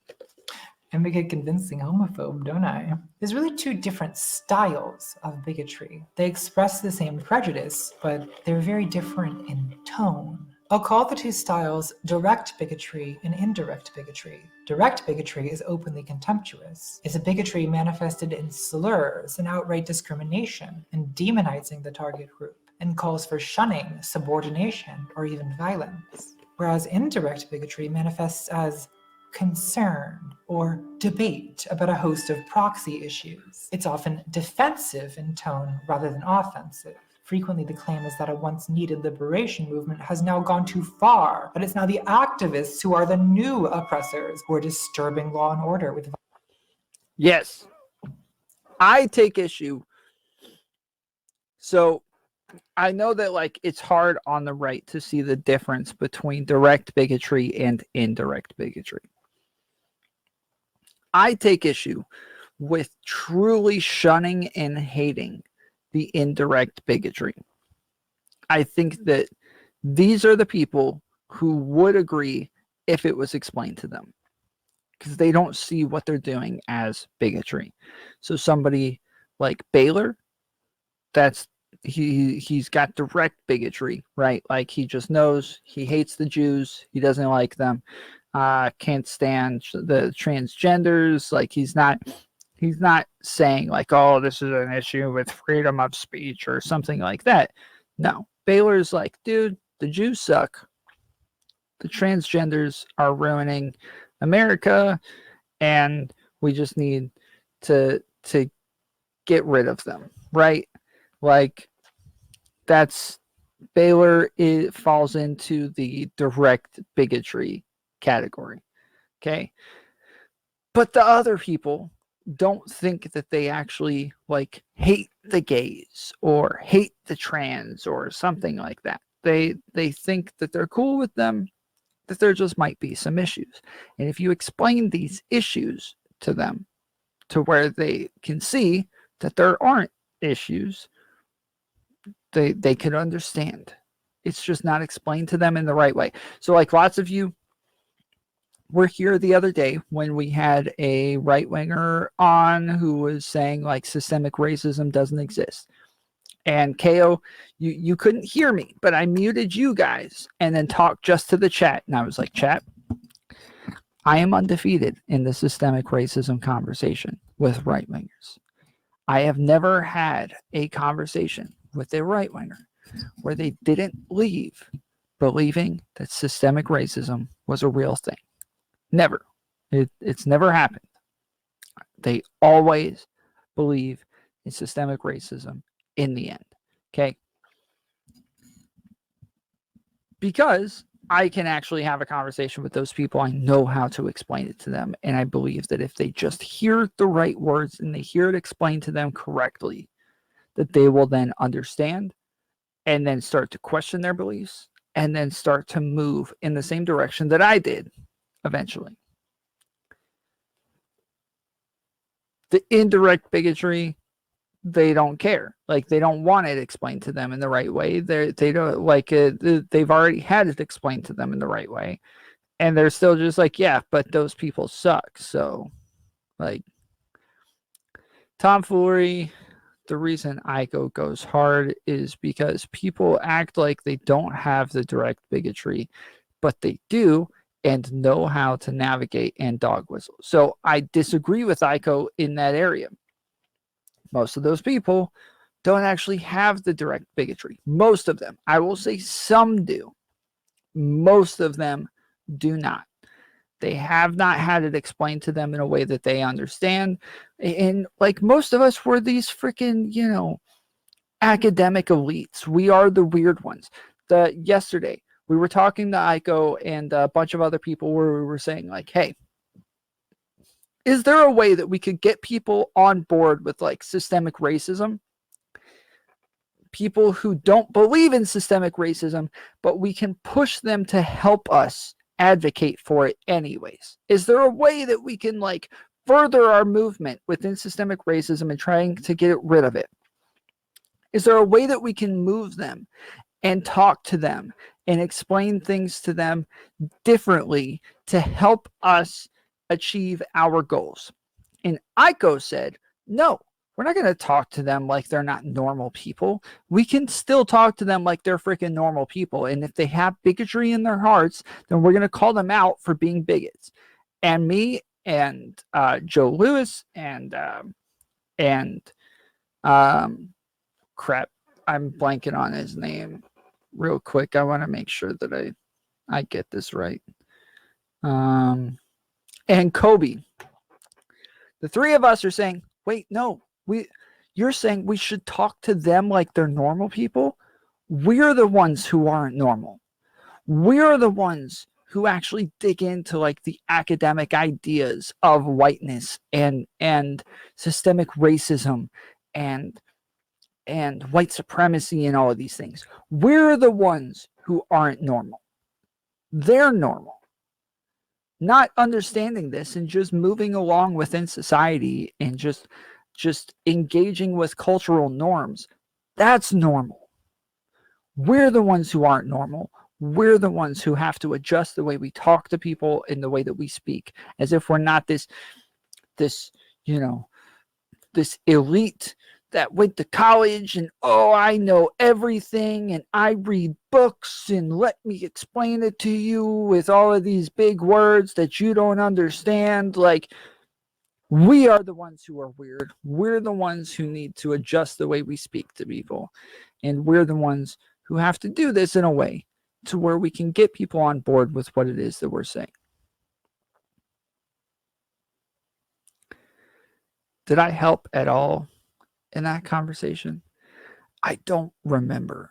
Let's see. You said, to be fair, activism can go too far and result in oppression. Look no further than the French Revolution. I don't know enough about the French Revolution to... Tom, my racial views are the same as Patrice O'Neill. I don't know who Patrice O'Neill is. I'm sorry, KO. I don't remember what you said in that conversation. So it was hard for everybody. Or did I say all the wrong things? I don't think you said anything wrong. Nothing that I remember was incorrect or wrong. It's happened to her on Twitch many times. I think that people have used the words that she does not like many times. So, like, let's talk about Nuance Bro, okay? Nuance Bro, I don't think that dude's a freaking racist or alt-righter or any of those things. I think he's a centrist. I think he's a normie. And I think he doesn't actually understand the concepts that he's talking about. And I think that most of the time, the people that he's talking about these things too, because he's on a high level here. He's got the views, so he's on a high freaking level over here. The people that he's talking to about these concepts are explaining it to him in a way that he's not going to understand. And the closest person that could ever get to him is Destiny, but even Destiny explained it in such complicated aspects to where he wasn't going to get it. Like, and I can see that when I'm watching Destiny do it in real time, I can see Nuance Bro is not going to get it. And you guys watched me. You guys watched me break this down for somebody else. Break it down into levels, into easy concepts to understand, to say, hey, this is what we're talking about. So now let me explain to you a couple different situations to where systemic racism will fall into this category, right? That's the way I do it. That's the way it is easily digestible for people to understand. That's not the way Destiny does it. That's not the way most people do it. They do it in a manner to signal to their audience. They're not actually trying to explain it to this person. They're trying to signal to their audience, this person's dumb and I'm smart. I get it. They don't. Look at me. Be so much smarter than them. I'm so much more woke than they are. Watch me be more woke than them. And that's not my goal. That's not what I'm doing. I actually want to educate. I actually want to have conversations with people in ways that they'll understand, because I'm not a super smart person. I'm a 9th grade dropout. I am not this academic out here, who has too high of a learning level for everybody else to understand. Like, that's not me. So I think that I'm able to take what it is that I learn and turn it into an easily digestible rhetoric for other people to understand. Joe says it all the time, leftists have a messaging problem. That's true, but I think Joe has a messaging problem, and I've talked to him about this numerous times. Yeah, that was yesterday, right? I think I heard a little bit of that conversation, but not all of it. It was at 6 this morning. Yes, it was. It was rough. Leftists often pontificate from a moral high ground rather than conversing with and understanding others. True. Patrice O'Neill schools broad on comedy on YouTube. I would guess this is a black person, and that's why you're telling me to go listen to them, is because you agree with a black person, so you can't be racist, right? I would. Let's go look this up. I'm not even gonna. Crap. I'm not even gonna check this. We're going in blind. Yeah, we're going in blind, folks. Let's do this. I am giving you my best guess.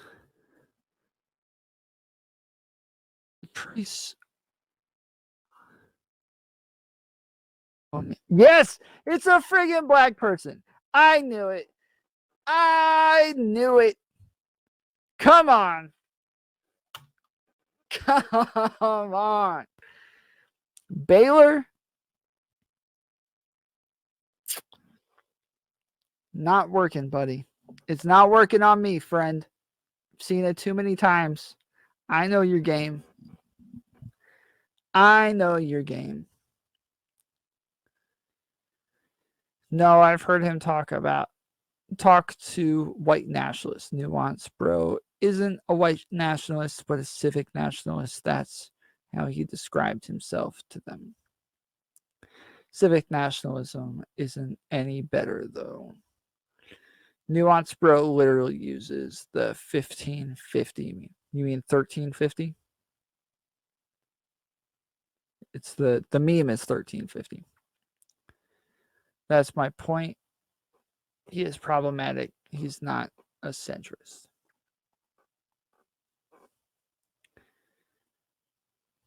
Yeah, that's and when I was on with Aiko, she was saying, like, do you know who Nuance Bro is? And I said, the guy who, like, pretends to be a centrist, but he's actually pretty far right. She's like, yeah, that's him.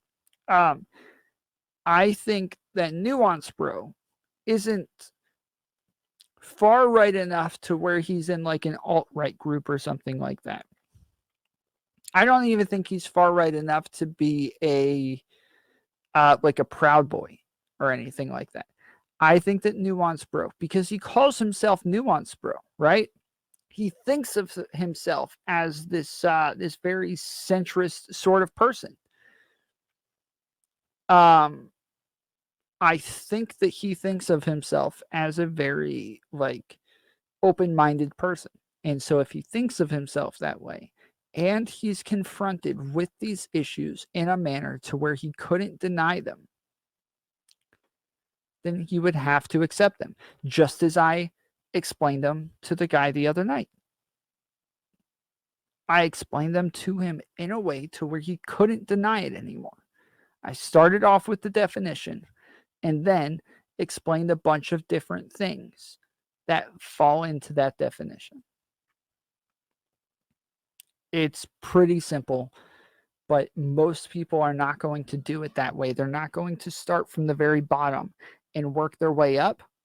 They start from the top and start to realize you're not understanding the complex ideas that they're trying to push on you, and then they start working their way down.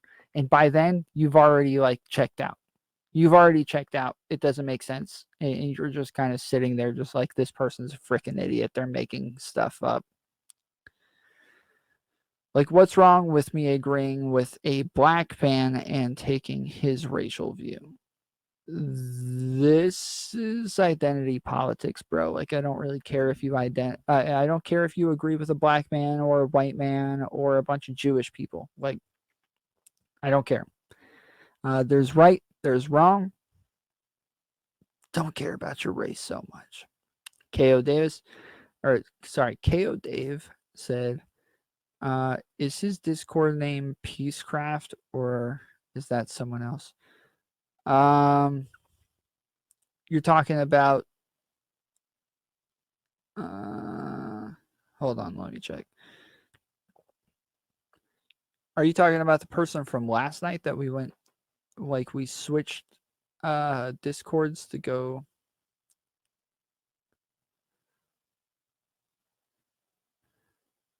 I don't know. I can't remember who Peacecraft is. I know that there is somebody who I've been talking to named Peacecraft, but I don't know who that is.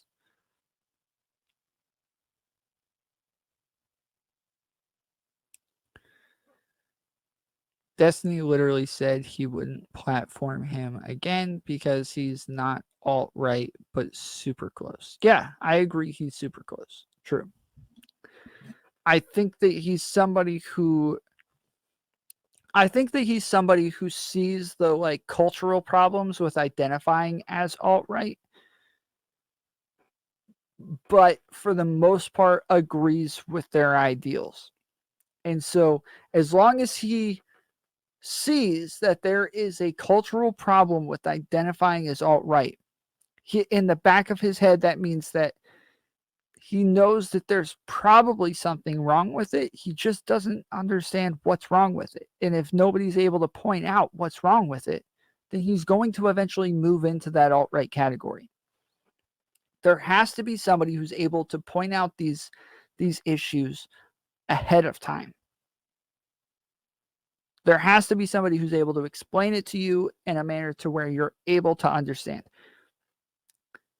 I was talking to Vivian earlier saying that I went down the alt-right pipeline and eventually started to realize I was stuck in an echo chamber to where I had to reach out and find out why everybody on the left was so stupid. Like the right wing echo chamber had made it to where I thought left wingers are literally, I don't want to use the R word. That's not acceptable on Twitch anymore. But they were dumb. Okay. The left wingers were just dumb. They didn't understand anything. And I thought, that is it really possible that like half of America is that dumb? Especially when most of that half is the half that went to college and went to universities and they've actually been educated. Like, these are the smartest people among us and they're also the dumbest people among us. Is this possible? So before I went full alt-right, I paused for a second. I was like, hold on. I need to actually check into what it is that the left wingers believe and why they believe it. I got to figure this out because this isn't making any sense to me right now. And I did. I started a podcast to where I could actually talk to lefties and bring them on and get them to explain their ideas and debate with them and go back and forth. Eventually I realized, oh, I've been lied to. They've been lying to me about what it is the lefties believe. There's a lot more nuance to their beliefs than what we've been made to understand. There's a lot more substance to what it is they believe than it is what I believe. They understand their beliefs more than I understand my beliefs. And I thought I understood my beliefs pretty well. Me and all the other right-wingers and all the other alt-righters, we thought we understood our beliefs. But then you start talking to a lefty who will get into the philosophical and moral and ethical truths, and then they'll build up from there and start talking about how these apply to their worldview. And then they'll start talking about how their worldview now applies to their political prescriptions. And it's like, whoa, we don't do this on the right. Like, we're just like, yeah, that sounds good. True. Cool. Let's go with that. That makes sense to me. That's common sense. Is what, like, that is the thought process of right-wingers, is that's common sense. Everybody knows that. That's just common sense. There's no such thing as common sense. The more conversations I had with left-wingers, the more I realized there's no such thing as common sense. And if you're waiting on common sense, then or if you're using common sense as a way to justify your beliefs, then you literally have no justification for your beliefs. What were you listening? What were you listening who were alt-right? Let's see. So I was listening to, I mean, I guess most of these people wouldn't. Again, I was listening to alt-right pipeline people. So it was mainly like Lauren Southern, Stefan Molyneux, Jared Taylor,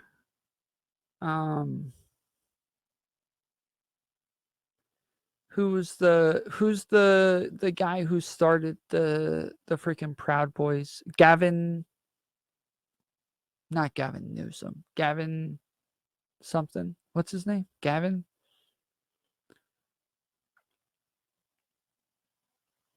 McInnes. Yes, thank you. So Gavin McInnes. Who else was there? I mean, I had already listened to like people like Ben Shapiro and those more like right-wing sorts of folks. But yeah, those were the main people that I was listening to when I was kind of like alt-right pipelining, or what you call the alt, what is it? The alt-light. I was alt-light at that moment. And the alt-light is the alt-right pipeline for the most part. So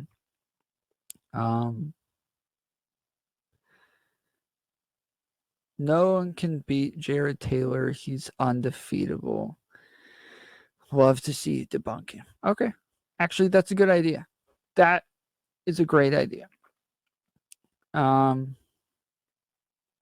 like that. Okay. I will, over the next week, be digging into more Jared Taylor stuff. And although I think Jared Taylor videos are banned on Twitch. Let's see if Twitch is actually banned, or if they've banned people like Jared Taylor.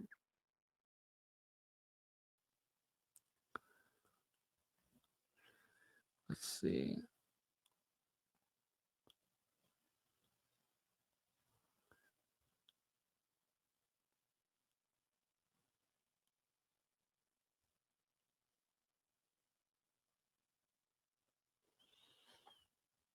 No, that's not it.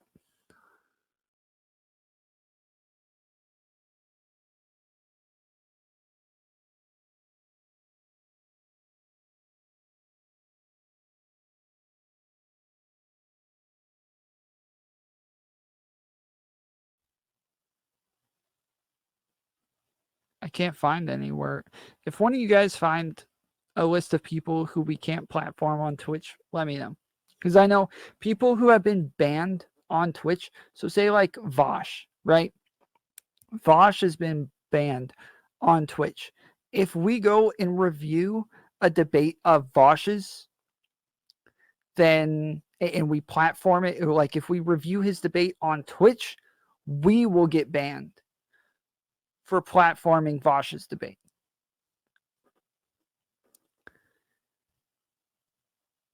So I don't know if he's talking about Jared Taylor, not Vosh, but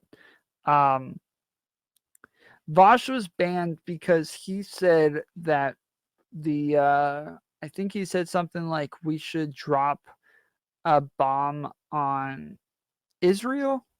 Is that who it was? He said something about like dropping a bomb on Israel, and he got banned for it. So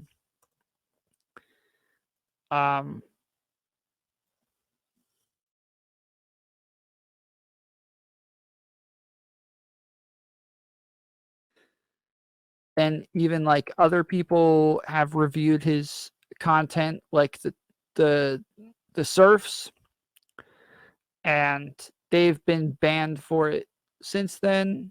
So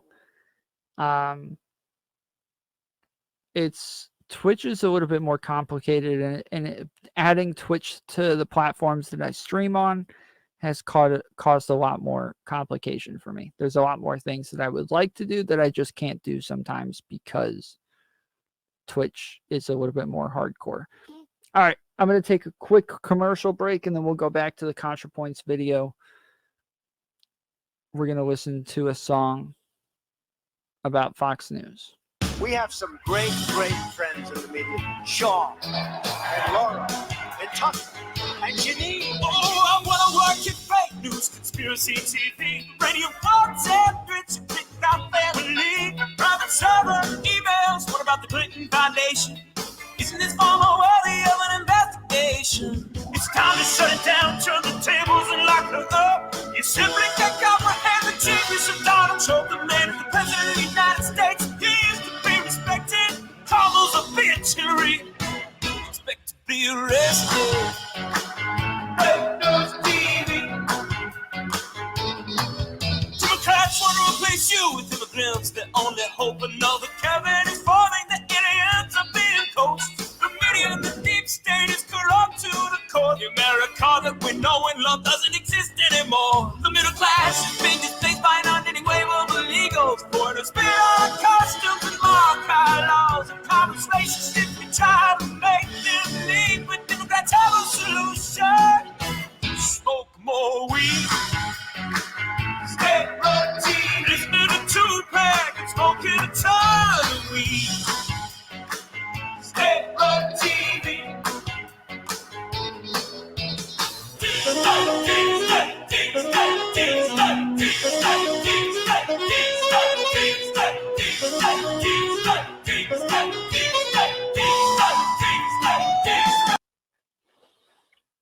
It's good stuff, dude.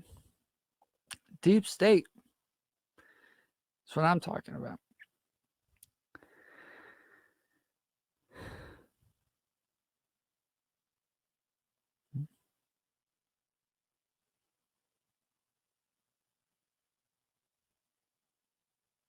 I don't know what you guys are talking about. I'm assuming it's something from the song. All right, back to Contrapoints up in this piece.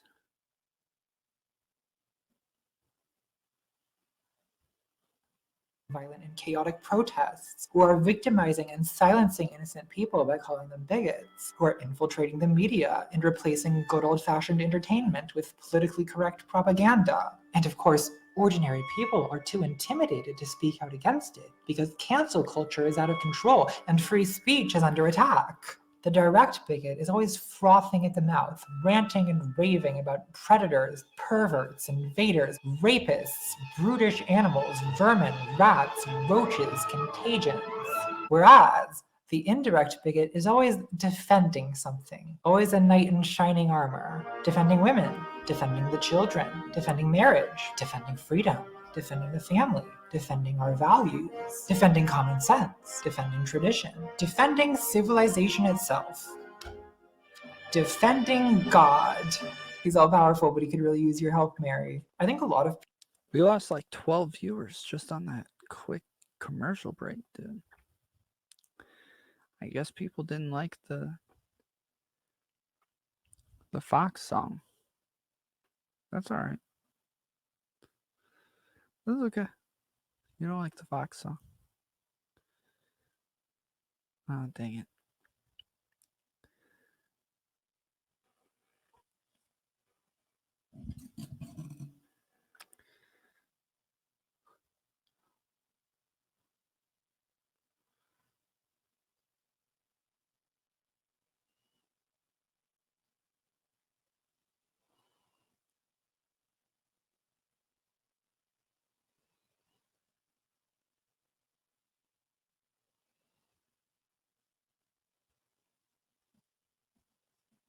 people take a borderline heroic view of themselves, and indirect bigotry flatters that self-image. Indirect bigotry often replaces the actual people it targets with some big abstract concept. Instead of Jewish people, they claim to be against Zionist-occupied government. Instead of women, they claim to hate feminazis or the friend zone.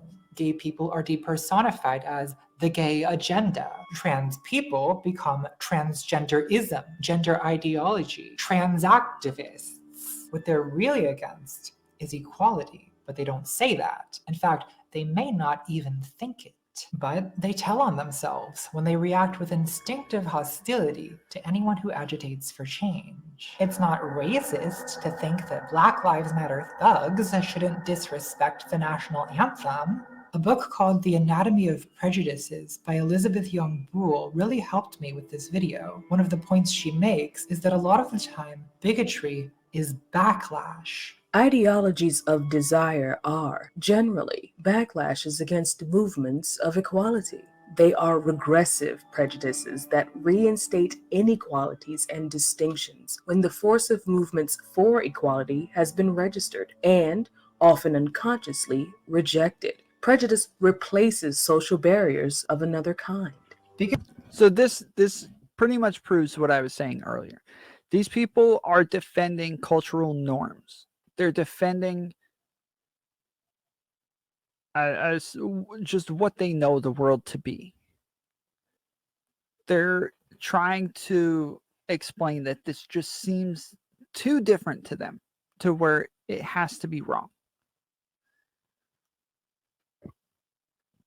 And they explain this when you try to get them to explain it deeper and deeper and deeper. It eventually gets to a point where they say, it's just common sense. And common sense is what they use to defend most of this stuff. Common sense is what they use to explain most of their problems.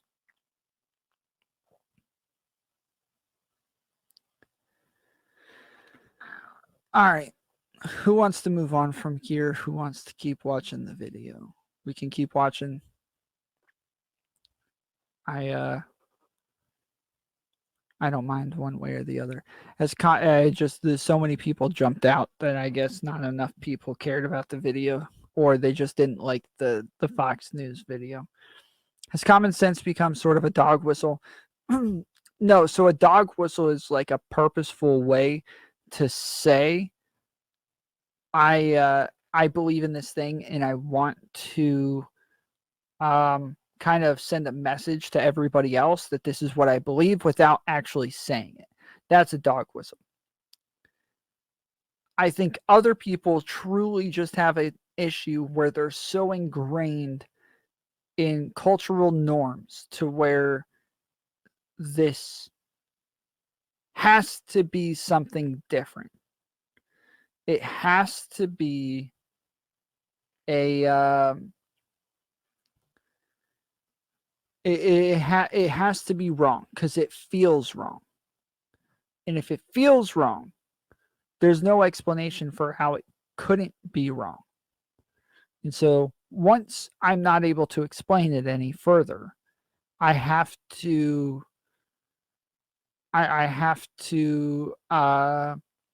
just appeal to common sense.